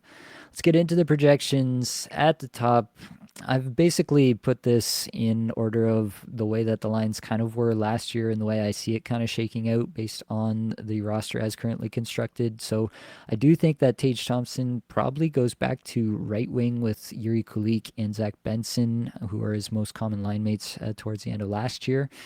I don't know how long that'll stick or whether these guys are up for it. I think both Kulik and Benson have some upside in their own rights. Zach Benson was a pretty highly regarded prospect, undersized guy, but a lot of heart, a lot of grit, a lot of dog to him, as you like to say. And Yuri Kulik is a finisher. He can definitely do that. In some ways, it is kind of an odd pairing with him and Thompson. And so I'm not sure why Lindy Ruff really likes that pairing, but he really does seem to do that. And Tage Thompson, like, for what it's worth, Tage Thompson absolutely went off on the wing at the end of last year. So I think they at least give that another go at some point this year. But let's start with Kulik and Benson. We can kind of lump them in a little bit together here. Both going to be power play 2 guys for sure. I don't see either of them on power play 1 unless Ruff really pulls a new one out of his rear end. But Kulik I have for 24 goals, 14 assists, 38 points. You have for 20 goals, 15 assists, 35 points. Benson I have for 16 goals, 20 assists, 36 points. You have for 15 goals, 22 assists, 37 points. So I think we see these players pretty similarly. Really, the question is how much exposure to Tage Thompson do they sustain throughout the year? You are absolutely muted. It's been a while since you pulled that one Yeah, out. I don't think I've ever done that. Oh my God. I that's fine. All right. We can edit that in post. Yeah, I actually don't think that Yuri Kulik is going to be the 1C. I know that he played there with Tage towards the end of the year, but Josh Norris was injured. Right. So we got, Josh Norris is the highest paid forward on the Buffalo Sabres. Okay. You don't plunk him down on line two when I think, like you said, I think Kulik and Tage, it doesn't exactly make sense to me. So, yeah, I feel like Norris and Tage makes more sense there with Benson on the wing. So, yeah, I think Benson will get that exposure. I don't think Kulik will. Right. Let's talk about Tage then. He's obviously the one of interest for fantasy purposes. Although, like I mentioned, Kulik and Benson both could take a step this year. We could see a scenario in which they really do have some fantasy relevance, could even possibly project for some power play time if they do take another step. Wouldn't be the most shocking thing, but definitely from what we've seen from them so far, it's hard to really count on that. But Tage Thompson, absolute stud. I have him for 41 goals, 38 assists, 79 points. You have him for 46 goals, 34 assists, and 80 points. So definitely we're pretty lined up in terms of what we expect from Tage Thompson this year. I think Tage Thompson absolutely wants it. I think he wants to win. He wants to be, one of the best in the game. Got the Team USA snub, then he scores the golden Mhm. goal for Team USA in the World Championships. I think he is kind of that dude. Like he kind of takes that kind of stuff personally, from what I've read and seen of him. And I think he really is going to try to make his mark on the league this year and say, hey, even if it is Buffalo, I am that dude. I can be that guy. Obviously a hugely unique skill set. The absolute mammoth human that he is, 6'7", hardest shot in the league last year was recorded by Tage Thompson, plus the sick mitts to finish it all off. So I love the player. The problem for me is I think he's probably going to be pretty appropriately rated in most drafts, if not maybe even slightly overrated. He ran really efficiently last year. Yep. He was a big part of that efficiency that you mentioned, expected goals versus actual goals for the Buffalo Sabres. And so this year might be the first year in recent memory that I might not actually be in on Tage Thompson. Yeah, that's so sad because I'm with you, man. I love Tage. Whenever he's sitting there, I'm like, I gotta get me some Tage. But yeah, 80 points in 82 games. I feel like that makes some sense, right? This is not a good team. And yeah, again, that massive efficiency. So I still have Tage for like 46 goals. Like that's completely reasonable. But I'm finding it hard to get as excited about Tage this year as I have previously. But yeah, he's a beast. I really do think like that power play deployment where he is on the power play is going to make a huge difference Yeah. for the Sabres in general. Yeah, worth noting in that 79 points, I only have him for 20 power play points. If the Buffalo Sabres power play, if Lindy Ruff takes our advice, it will obviously work perfectly in that scenario. And then Tage Thompson has upside to like 30 power play points. And then we're all of a sudden talking about a 90-point player, and I look stupid for maybe not taking him in some of my drafts this year. But that is hard to necessarily project without having seen it. So that scenario does still exist for Tage Thompson. That is a good reason to take a guy who maybe has, some serious upside beyond his baseline projection. Power plays are the hardest thing to project of everything that we do here. And so it wouldn't be shocking to see some positive variance hit for Tage just on the power play front. And that's how he gets it done. Josh Norris, I have for 27 goals, 22 assists, 49 points. You have for 29 goals, 32 assists, 61 points. Big difference there for us Bang. between the two players. I think a lot of this is probably you baking in a lot more exposure to Tage at even strength. So let's dig in a little bit here. I have him for, let's start with the overalls. So I have him for 14 power play points and 18 and a half minutes average time on ice. Yeah, I've got him for 19.6, rounded up to 20 for power play points, and then 19 and a half minutes average time on ice just in general.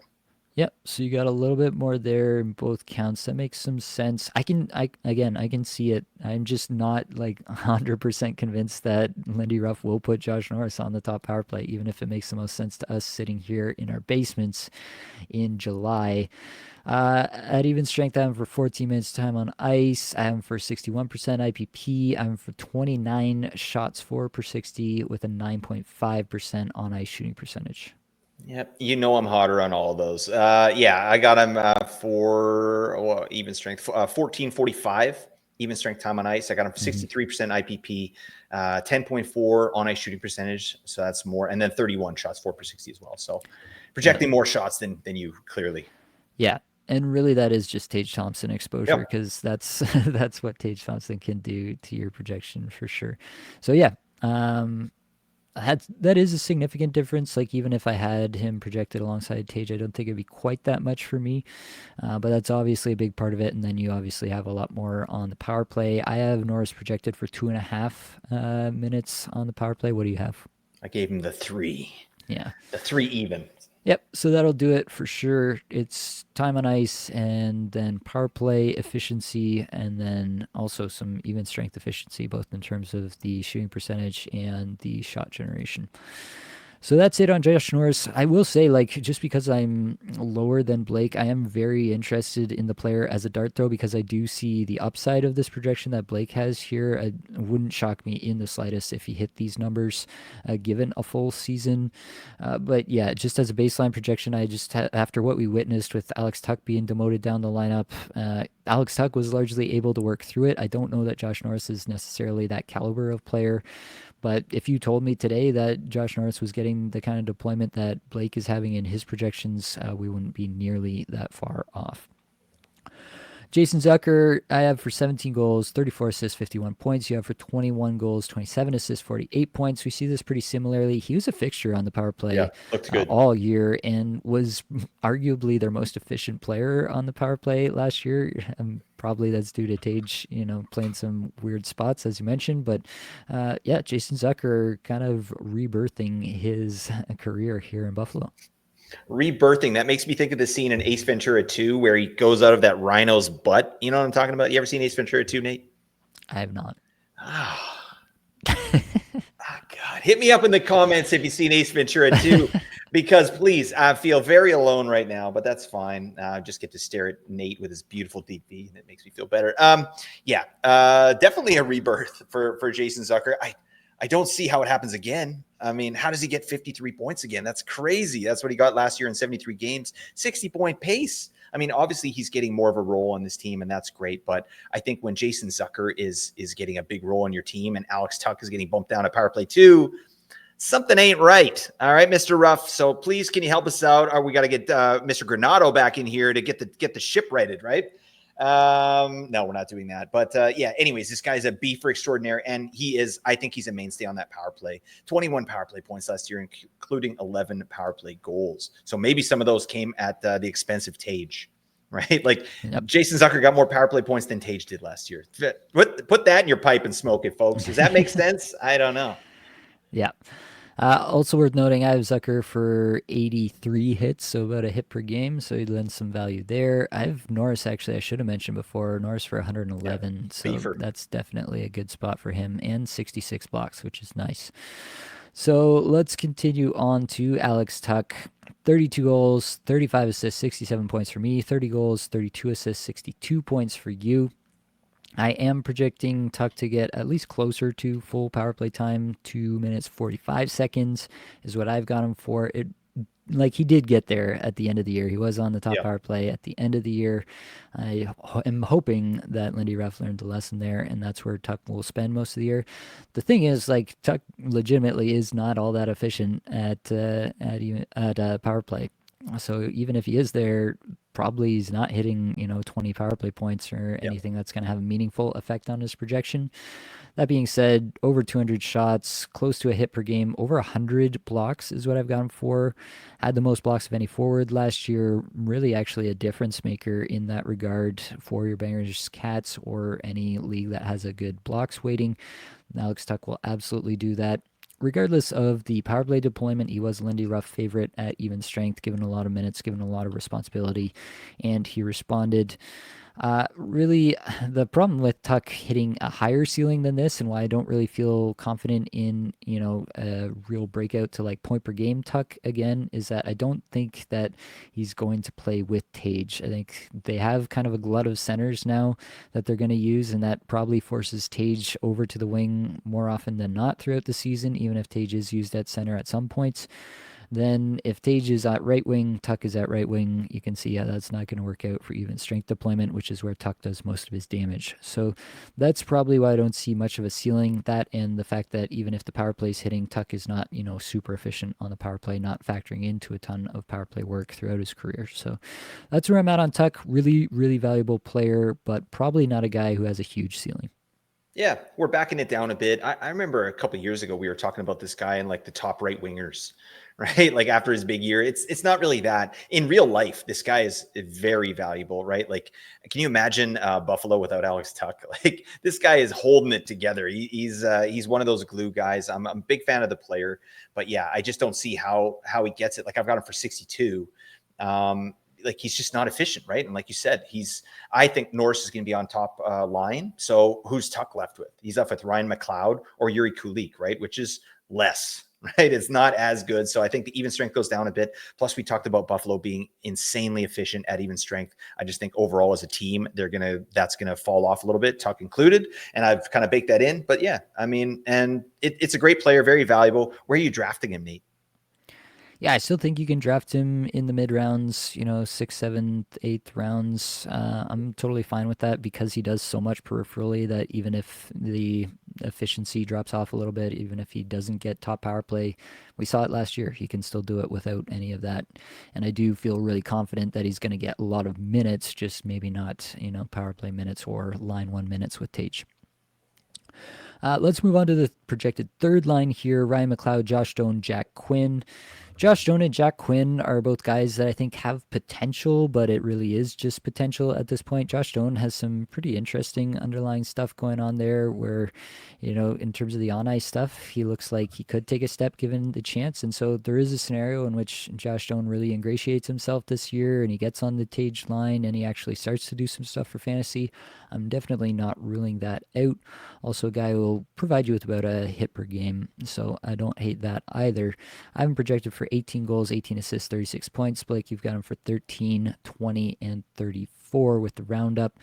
And then Jack Quinn, we'll kind of lump these two together here. 18 and a half goals projected for me, 23 assists, 41 points. You have him for 20 goals, 22 and a half assists for 43 points there.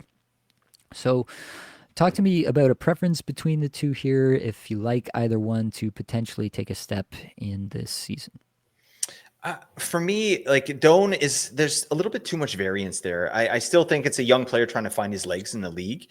Obviously, like you said, there's some underlying stuff there that I really like. But I think if I had to choose of the two, I'd go with Jack Quinn, who's a little bit more established. Has 20 goal potential, I think, as soon as next year. Obviously, I projected him that way.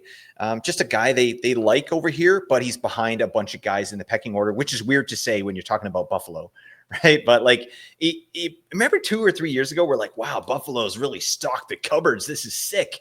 And then, yeah, you're looking at some of these guys that they really haven't done the thing, 39 points in 74 games. Not awesome. Ice time went down for Jack Quinn. But yeah, I think of the two, I would choose Jack Quinn. I think he's going to be a better power play performer, even on power play 2. I think he's going to get more points there. So yeah, I think that's, I feel good about that. Okay. Right. I would take Doan there, so maybe we should workshop Wrong. a bet around that one. We can figure it out Love it. at the end of the year. But yeah, I honestly don't feel like they like Jack Quinn that much. He's seen less minutes over the course of the season the last 2 years, and so I don't know. It's been multiple coaches now that have not enjoyed what they've seen from Jack Quinn at even strength, and that's a bit troubling for me. Ryan McLeod, we got to talk about big difference in our projections here. I have him for 16 goals, 31 assists, 47 points. You've got him for 15.5 goals, 22.5 assists, rounding to 38 points. So obviously McLeod had a big season last year, and a lot of it was due to efficiency. The thing is, I think this is a little bit of product of the Buffalo system and how Lindy Ruff has his team playing. So I think some part of that is true. I am intentionally baking in a lot more of this efficiency league-wide, and so I'm believing a little bit more in some shooting percentages than I have in years past, and that's something that I want to be on. And the other part of this is that I truly believe that Ryan McLeod is a huge favorite for Lindy Ruff. The ice time just skyrocketed over the back half of the year, and that's when he did most of his damage. And there's a lot of chances where, he does get Alex Tuck exposure. He does maybe even get Tage exposure in the right scenario. If any of the prospects kind of level guys that are just waiting to take that next step do take that next step, then they probably do so alongside Ryan McLeod. And that could be a spot where he does actually provide some value. So all of that factoring together to where I'm actually pretty comfortable with Ryan McLeod being a pretty efficient player moving forward in this system. I think he's one of the few players who fits this system pretty perfectly. Yeah. Yeah, it's definitely one, like, now that I'm looking at my projection, like, just so you folks know, we'll peel back the curtain. We're running through these players individual, right? Like hundreds of players, right? So this is a guy that I think I'd like to go over again because 38 seems a bit low for me for Ryan McLeod. I think he's probably like more like a 41, 42 point player. I think that's where I'd feel comfortable with him, but Don't get too bold with it. all right. Yeah. Well, I don't want to get crazy here, but I do. Again, the efficiency. What the hell? I mean, he shot 20.6% last year. It was nuts. And he was on a bender at the end of the year. Like, 22 points in the last 22 games. It was insane. And I do absolutely agree with you. This is a guy that Lindy Ruff, he was automatic. He's like, yeah, I need a spark out there. Get Ryan McLeod out there. You want another 20 minutes, buddy? Sure thing. Get your biscuits out there and do it now. So I like that. I feel like Ryan McLeod is the 2C. I think it's like a 40-point player, but I just don't see the efficiency. I don't see that continuing with the team, certainly not with him. I will say, however, though, microstats Ryan McLeod, great facilitator as well, right? Like, he's really good at that. And he's also an amazing skater. So there is some stuff under the hood with Ryan McLeod that you can see why he was getting kind of bumped up the lineup there. And it could be a player that surprises us. Certainly, one of the top streamers for Buffalo going into the year, in my opinion. For sure. I mean, I'm not like excited about him for fantasy purposes. I have him at 112 shots, 40 hits, 36 blocks. Like, none of this is real fantasy gold here by any stretch. But as a streamer, yeah, I can be convinced about Ryan McLeod. Okay, wait, Nate, hold on. Are you taking Ryan McLeod or Victor Arvidsson? You have to. Gun to your head. You got to pick one of them. What are you doing? Come on. That's a brutal situation. If it was just pure points, I would probably take McLeod just based on projections. Oh my God. If it was, actual like fantasy points with shots having some weight and stuff like that, I think you'd have to take Arvidsson. I don't even know you anymore. All right. What is this? This man drafted Connor Hellebuck in the 7th round in a recent draft. This Nate, you've changed, man. You got a deep V on. I don't know what's going on. I can't stop staring into your beautiful eyes. I don't know what's going on. I'm sorry about this, Nate. Let's carry on. All right, another man with beautiful eyes, Rasmus Dahlin, 18 goals, 50 Segue. assists, 68 points for me, 19 goals, 53 assists, 72 points for you, Blake. I don't have much to say about Dahlin. He's an absolute stud in every sense of the word. 215 shots, 119 hits, 117 blocks is what I've got him for. 24 minutes a night. He's going to be efficient every single minute that he's on the ice. Arguably a top 5 defenseman in the league right now. Definitely a top 5 defenseman for fantasy. Yep. I don't have much to add. I think that he's got a little bit more in the tank even. I got him for 70. I like that. I feel like this is a guy that can do some more work on the power play as well. And I think that's probably where the extra points come from. He's a stud. I love Dahlin. For sure. And then they've got 3 guys who you can kind of put in this 35, maybe 30 to 40 point range, we should say. But Bowen Byram signs a 2-year deal that's going to walk him straight to free agency. Classic Buffalo stuff, nothing to see here. I have him for 9 goals, 27 assists, 36 points. You have him for 10 goals, 25 assists, 35 points. Then Owen Power, 7 goals, 32 assists, 39 points for me. 9 goals, 33 assists, 42 points for you, Blake.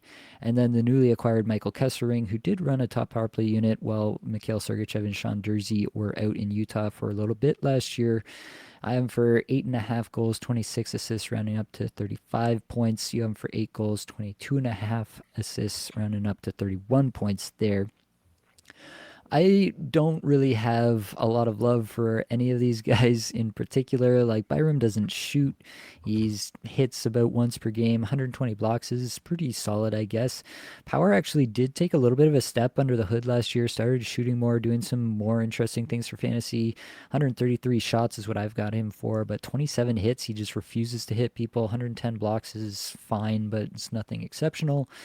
Kesselring, I think, will actually shoot the puck. I have him for 146 shots, 91 hits, but only 77 blocks. So it's kind of a mixed bag with these three Buffalo defensemen, more towards the streamer level than the guy that you'll hang on to all year.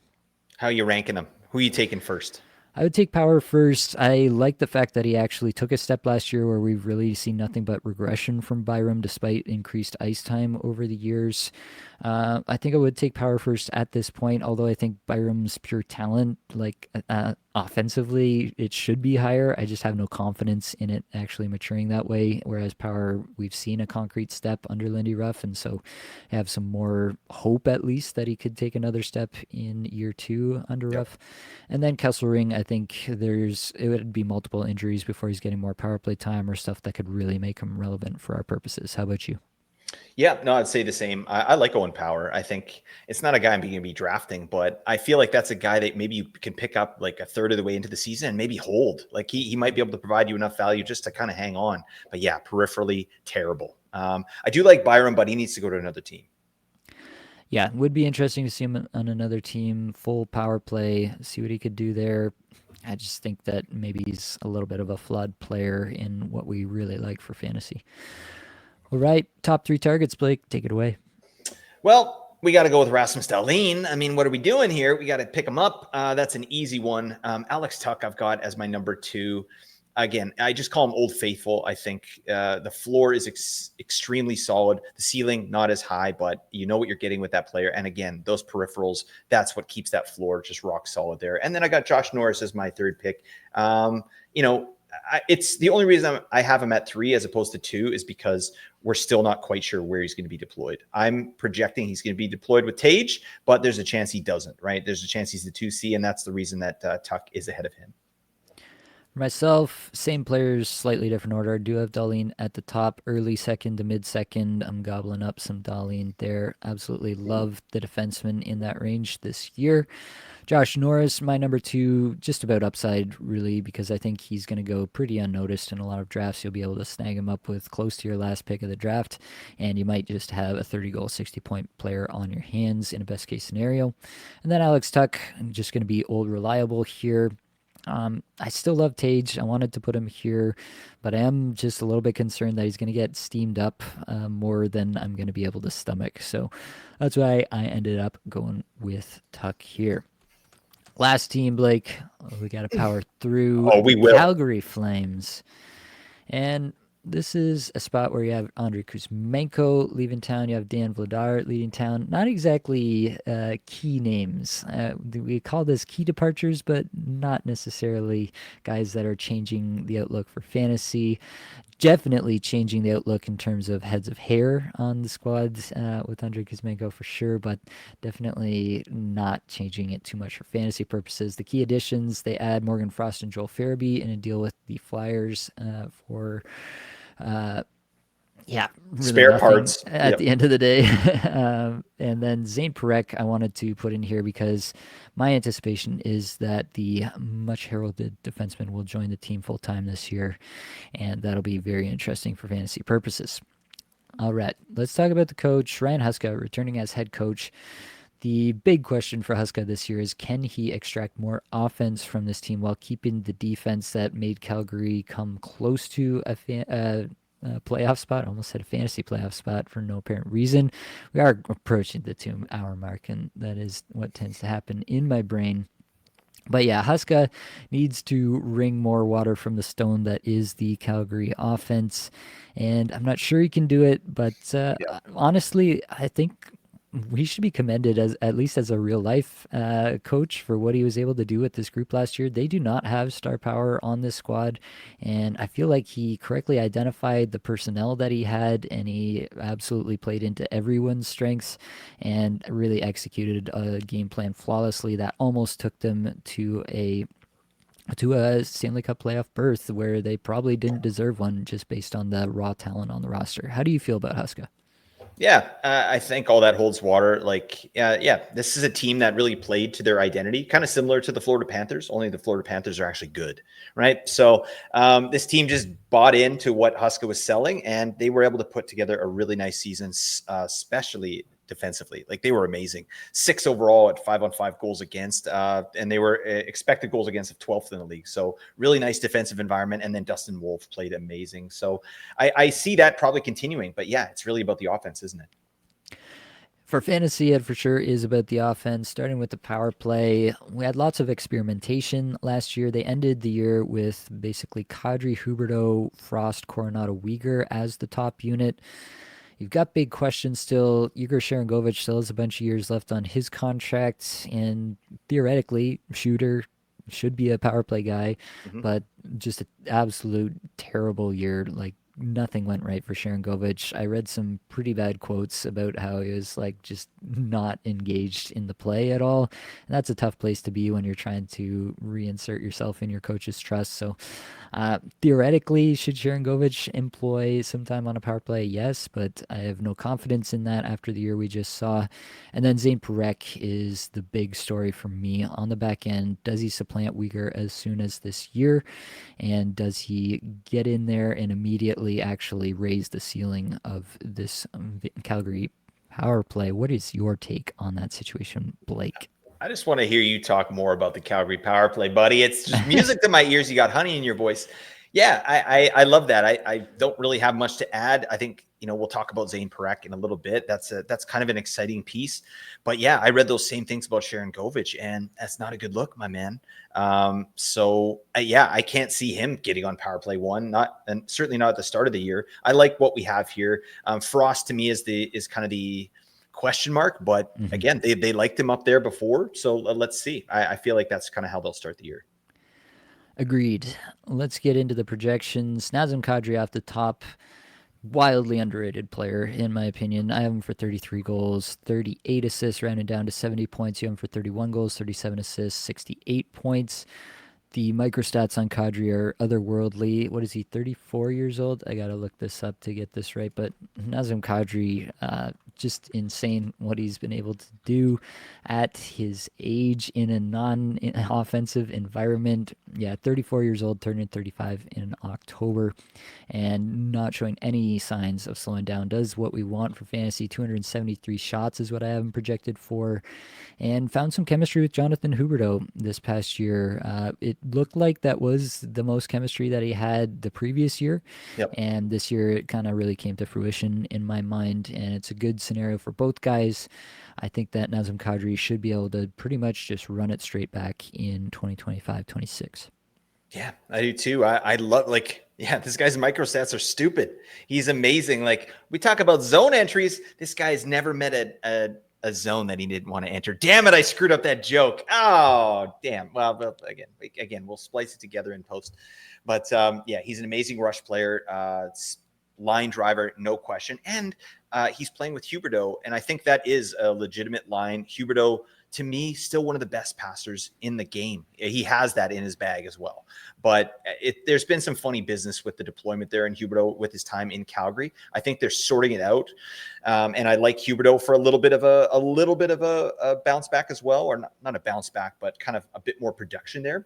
But yeah, Kadri is good to go. 68 points. I'm loving that. And again, I don't think this is a guy that's going to be drafted very highly. You probably get him in, like double-digit rounds. Nazem Kadri, this is one of the reasons why we fade centers.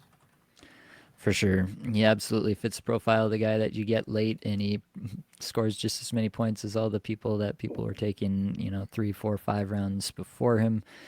Yeah, Huberdeau I have for 22 goals, 40 assists, 62 points. You have him for 20 goals, 45 assists, 65 points. Last year it was 28 goals, 62 points in 81 games. So, yeah, I have him roughly the same in terms of the points, just going back more towards the assist side of things. I think last year he just kind of ran hot on shooting percentages. I think he still commands the same IPP or the same share of the offense. It just probably goes back towards the assist way, and you obviously feel pretty similarly there. I don't hate Huberto here, but yeah, again, you're talking about a guy who's probably going to get more assists than goals, which is less what we want for fantasy. 155 shots is nothing to write home about. Nothing to write home about for hits or blocks either. So it ends up being just a little bit underwhelming for fantasy purposes. He's just, kind of a run of the mill 60, 65 point guy for me. Yep. Not too much to add there. But again, this is a guy that if he's available later on, he's a veteran that has a pretty solid floor. Like it's not the the 115 point Huberto, which we thought we had here, but yeah, a floor of like 55 to 60 points. That's what you're getting in this player. And if he's available with one of your last couple picks, like why not? It makes sense to me. Line one, power play one. Yep, I like that. Connor Zary, who I have here as right wing one, I believe he only really played left wing before, but it is kind of hard to figure out who could be the other right wing here. They went through some guys on this line last year and never really settled on anything throughout the year. Matt Coronado, I'd love to see up there. I think he's got the most potential that it has been, flashed to us so far. So I'd love Matt Coronado to get on that top line. But Huska seemed to really love Backlund, Coleman, Coronado as kind of like a checking line with Coronado supplying some offense even from that. So, yeah, I think Coronado on the top line would be my preference, but I see them having a little bit more of a set line there with Backlund, Coleman, Coronado that they're probably going to start the season with, just given how much Huska liked it last year. And then Zary being the most likely guy to get a promotion based on the fact that I kind of like Gunnar Zary and some of the underlying stuff here. 21 goals, 20 assists, 41 points is what I have him for. You have him for 21 goals, 24 assists, 45 points. So we view it fairly similarly, but I think there's some upside here with this player. Might be a little bit untapped. And if he is able to stick on a line one situation, I don't think he gets on power play one necessarily, unless he's really crushing things at even strength. But I can get behind at least a Connor Zary stream early season if he's getting line one, and maybe some more. Yeah, I see it very similar. And that's the way Calgary's going to be, folks. Nate and I agree on everything. Okay. Yeah. But yeah, I mean, you and I have talked a little bit as well, like Coronado or Zary, one of them is likely to break out, right? And I think, yeah, it's going to be access to that top line. And I think we know Coronado is earmarked for power play one. So I think that's advantage him. I've got Coronado for 20 points on the power play, which is a really nice piece. But yeah, Zary, we can't sleep on him as well. Like he could sneak onto that power play just as well. He's amazing.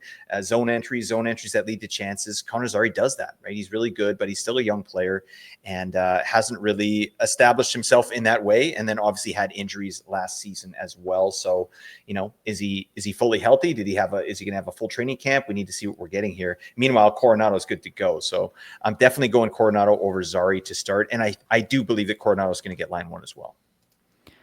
All right. Let's move on to Mikhail Backlund, 36 years old, definitely on the back nine of his career at the this Backlund point. 9. Very good, very good. 13 goals, 20 assists, 33 points for me. 14 goals, 22 assists, 36 points for you. And, we can really throw Blake Coleman in here too. These guys have been a duo for quite some time now. Blake Coleman will turn 34 in November. I have him for 19 goals, 24 assists, 43 points. You have him for 15 goals, 25 assists, and 40 points. Coleman, I have some interest in still, maybe not as a full season hold on your roster, but he'll get close to 200 shots. He'll throw a ton of hits. I'm for 168 hits, almost 2 per game, and 64 blocks. So there's something there with Coleman. A little bit of offensive upside, but he's not gonna. There's no ceiling case for Blake Coleman. He's never gonna go off again for 50 plus, in my opinion. So, if that's valuable to you, your Bangers Cats leagues, I think that Blake Coleman is definitely solid. Backlund is barely a streamer at this point in his career, in my mind. And I think, honestly, both these guys were helped by Matt Coronado being on their line for a lot last year. And if he's not there anymore this year, that could actually spell a downside scenario for both of them. Yeah, it's tough for me. And we're looking at how is Calgary going to, get this offense? It's like, well, first off, get Blake Coleman and Mikhail Backlund off your second line. Okay, that's a third line at best, right? And probably a great third line, actually. But it's just the way this team is constructed, right? They don't really have guys that can take over that spot. And Backlund and Coleman play important defensive minutes for this team. And, they put the biscuit in the basket before. Like Coleman had his big year in 23-24, fell back down to earth here last season. But I'd love to see Morgan Frost get an opportunity on the second line. I'd love to see Joel Farabee, right? Like this is a guy that the micro stats are insane for Joel Farabee, and he cannot get out on the ice. So I don't think it's going to happen this year. I still do think that Coleman and Backlund are going to get that second line there, but I hate it. I absolutely hate it for fantasy, right? Obviously, they did what they needed to do. This team reminds me of like the 95 New Jersey Devils. Do you remember the 95 New Jersey Devils, Nate? I do not. I was barely out of diapers. Good God. You still should know them, all right? You should have been watching back then, Nate. All right. They invented the trap. They did. That go. part I was around for. I still remember the Devils playing the trap. They kept that going for a hot minute.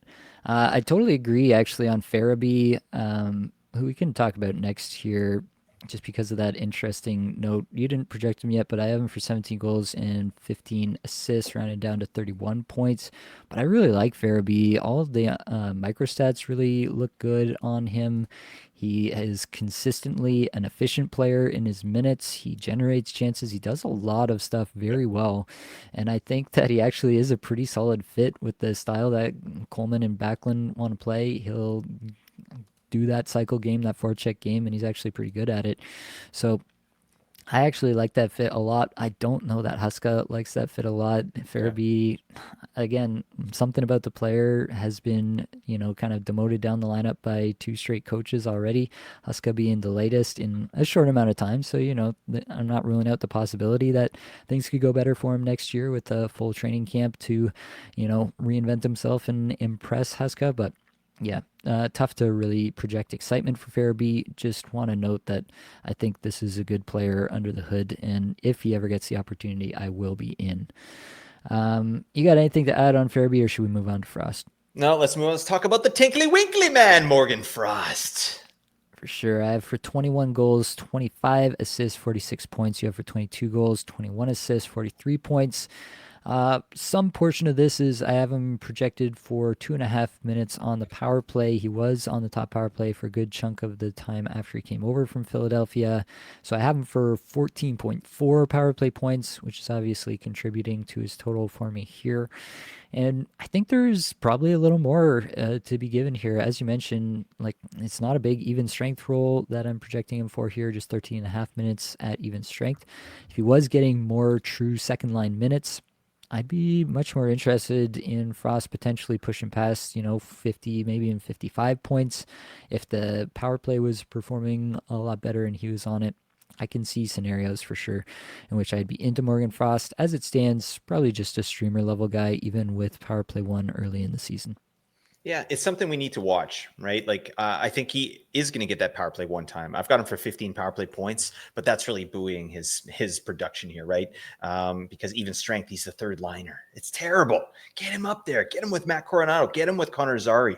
Let's see what we have here, right? Like, like Farabee as well. Like, Calgary is a team that is not great on the rush. They're a low event team. It reminds me of the Canucks in a way, but yet you do have a couple guys on the team that can really drive the puck down the other team's throats, and they're really just not leaning into it. I guess kind of being safe, right? Because when you're really good at rushing, you also give up the puck a lot, right? And I think that's probably where Husk is going with this. He sees the talent level of the team, and he's kind of, hedging his bets there. For sure. We didn't really dig through Coronado's numbers here. This is actually our biggest divergence, but it's not actually all that much. 3.7 points difference between us. I have him for 24 goals, 25 assists, 49 points. You have him for 24 goals, 28 assists, and 52 points, rather. So we're pretty tight on Coronado here, as we are with all of the Calgary Flames, quite honestly. For a little bit more, I kind of like that projection. I want to believe that he's going to get on that Kadri Huberdeau line. For me, that is the path to Coronado having a breakout season and providing something a little bit more for us in fantasy this year. Yeah, for sure. What'd you get him for power play points? I'm at 18. Okay, yeah, so we're the same there. Yeah, exactly. It's what does he do at even strength? And I agree with you. Get him away from Blake Coleman and Mikhail Backlund. These guys are geriatric, all right? Can your grandfather do this? They're both younger than me, by the way. This is terrible. But yeah, I want to see Coronado with offensive players get into biz in the offensive zone. So yeah, that's kind of what I'm hoping happens here. For sure. Igor Sharangovich, we should mention, I have him for 21 goals, 26 assists, rounded down to 46 points. You have him for 20 goals, 24 assists, 44 points. This is just like if he shows up in a good state of mind and plays a full complement of minutes all year, like 16 and a half minutes is what I have him for here. If he does all that, then like the talent is there. We've Mhm. seen it. Yeah. Sniper. Yeah, he's definitely got what it takes to put up some points at the NHL level. It's just last year was very concerning, and I will not be drafting him. I'll be waiting to see what happens in terms of his deployment early in the year. I'm not all that hopeful that Huska is gonna have a change of heart on Sharon Govich and give him a ton of minutes. Yeah, I concur. Not much to say on Sharon Govich. All right, let's talk about defensemen then. Let's start with Rasmus Anderson. Has obviously been the subject of a lot of trade rumors, but has a no trade clause, so he's really trying to pick his place to go to. He has no reason to really do anything otherwise. Big target because of the low cap hit and the ability to play top pair minutes. I'm for 11 goals, 26 assists, 37 points. You have him for 11 goals, 27 assists, 38 points. So obviously we're pretty tight on what we expect from Rasmus Anderson this upcoming year. 162 shots I have him for and 195 blocks, so big time blocker. As long as he's in Calgary, I think he is on the edge of fantasy relevance, probably more as a streamer, but as a fourth defenseman, you could do worse. Yeah, I think it's going to be a down year for Anderson just because of all this noise, right? If he does, get traded, like, is he going to get traded? Is he not? Like, he's going to have to answer all these questions. And I've seen here in Vancouver, like these narratives, these media narratives, they really pick up steam, and it becomes a problem. So I don't know. I'm not sure what's going to happen with him, but I think the consistency that we've seen from this player might take a little bit of a hit. That said, what do I have him for? 38 points. That's not too shabby, right? This is a guy that's very valuable in real life. I love those block totals, so definitely a block streamer there. He's going to get a ton of minutes too, but kind of reminds me of like Provorov or something like that. A guy that gets big minutes, but really like he's not involved in the offense. That said, I've got a projected for double-digit goals, so it's just, yeah, I think it's going to be a down season for Anderson here until we kind of see what's happening. All right, Mackenzie Weegar, I have for 11 and a half goals, 33 assists, rounding up to 45 points there. You have him for 10 goals, 36 assists, and 46 points. So pretty tight once again here. Really, the story with Uyghur, like, I mean, aside from the fact that this is the only defenseman in the league who has 200, 200, 200 potential, 200 shots, 200 hits, 200 blocks, only guy in the league who has the potential to hit that number this year. But that would be, I mean, that would be pretty cool. Yeah, But absolutely. either way, you have to, Don't forget Boone Jenner. He can get 200 blocks. yeah, for sure you Right? He can. does that. Yeah. You can never doubt the jawline of Boone Jenner. Mackenzie Weegar, though, I think is going to be valuable for fantasy. The question is how valuable, and a lot of that just stems around the conversation around Zane Parekh, because as long as Parekh is not on the Calgary Flames, Weegar is going to be on the top power play, and so you feel pretty confident about what I have as 15 power play points for him, and maybe even a little bit more if they're a little bit better on the power play this year. So I guess really what it comes down to with Uyghur is how confident are you in that power play deployment? Yeah, for me, I mean, when you got Zane Parekh in the wings, like this guy's going to be a star, right? Like we're looking at a guy that like his comparables are insane. If you go over to hockeyprospecting.com, this guy's elite. He's projecting to be a superstar defenseman. So that said, I don't think there's an opportunity for him to just run in and jump on power play one. Like there is if you want to have a good time with it, but you got a guy in Mackenzie Weegar who's been there before. He's done the thing, right? Like what did he get last year? 21 power play points, pretty damn nice, right? And this guy works his bag off as well. So I don't think you just come in and supplant Mackenzie Weegar. That said, I mean, if he gets on there and things start clicking, like how do you take him off? I don't see why you would, right? And also, like he only played one game last year, but he did play 20 minutes. I like that. I mean, granted, you mentioned Rasmus Anderson was sitting that game, but still, like that's what really surprised me with Lane Hudson. They put him out there for 20 minutes a night. If we see that Zane Parekh gets 20 minutes a night on power play 2, I'm getting pretty damn excited because we could see something similar to what Lane Hudson did last year, right? To me, it's about Is this the year that he does get deployment and the coach's trust, or is this the year where, again, we'll use Brant Clark as an example, right? An amazing offensive defenseman, but getting sheltered minutes defensively, right? Is that the Zane Prek we see, or do we see the 20-minute treatment? What do you think? Yeah, it's pretty tough to parse, quite honestly. I see, kind of two major positives in Prek's corner. Actually, three. Basically, Calgary needs offense, right? Yeah, yeah. We've established this. They need offense. Perek is offense. That is what his game provides. I think the fact that they're really consciously and actively interested in shopping Rasmus Anderson is a huge green flag for Zane Perek, and the fact that they think he's going to be an impact top four defender for them for the long term. In my mind, they would not be even entertaining that in a year that Huska has to make the playoffs this year, or he's probably out, right? Maybe if he's close and the team still looks good and they think that they just need some different personnel, maybe he gets one more year. But this is maybe a make or break year for Ryan Huska. And so in a year like that, if they're entertaining the thought of trading a top pair level defenseman in Rasmus Anderson, that to me just suggests really bullish things for Zane Perek. And I think Perek has, we saw what Lane Hudson did in Montreal last year. I think Perek has that level of talent where he could come in and establish himself immediately. In Montreal, Martin St. Louis just handed the keys to Lane Hudson from day one and said, here, go play 24 minutes. That's not going to happen in Calgary. They have playoff aspirations, and that's the one factor that I think could hold Zane Perek back, is especially if he's not up to snuff defensively, that could really hold him back. Even if he gets power play one, is it a third pair role?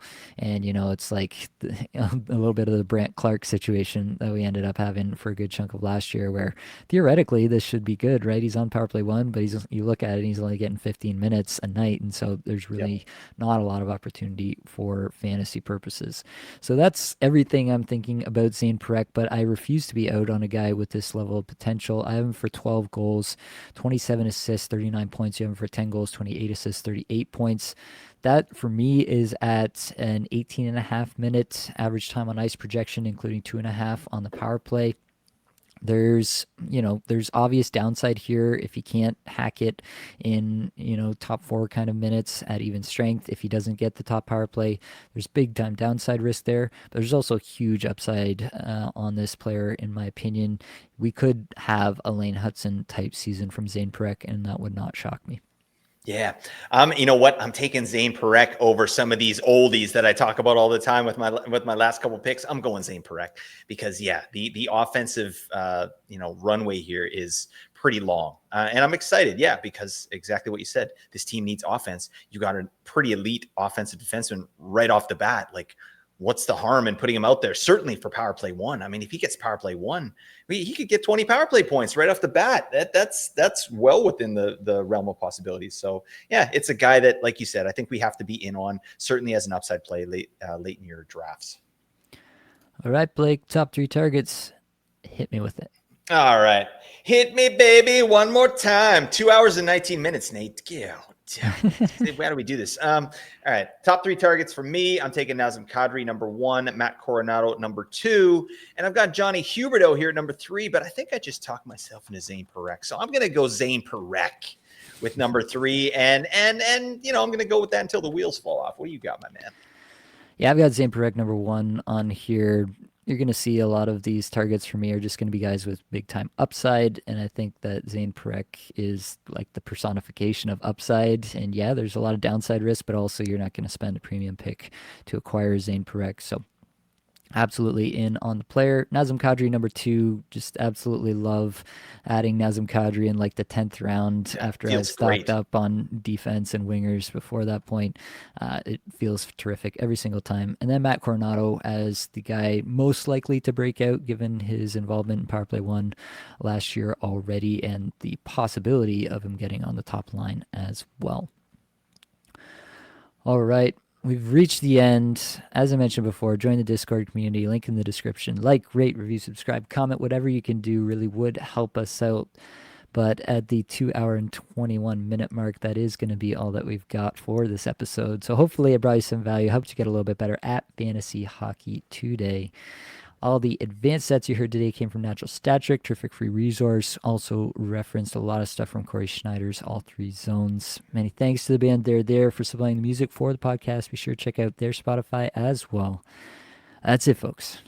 Much love.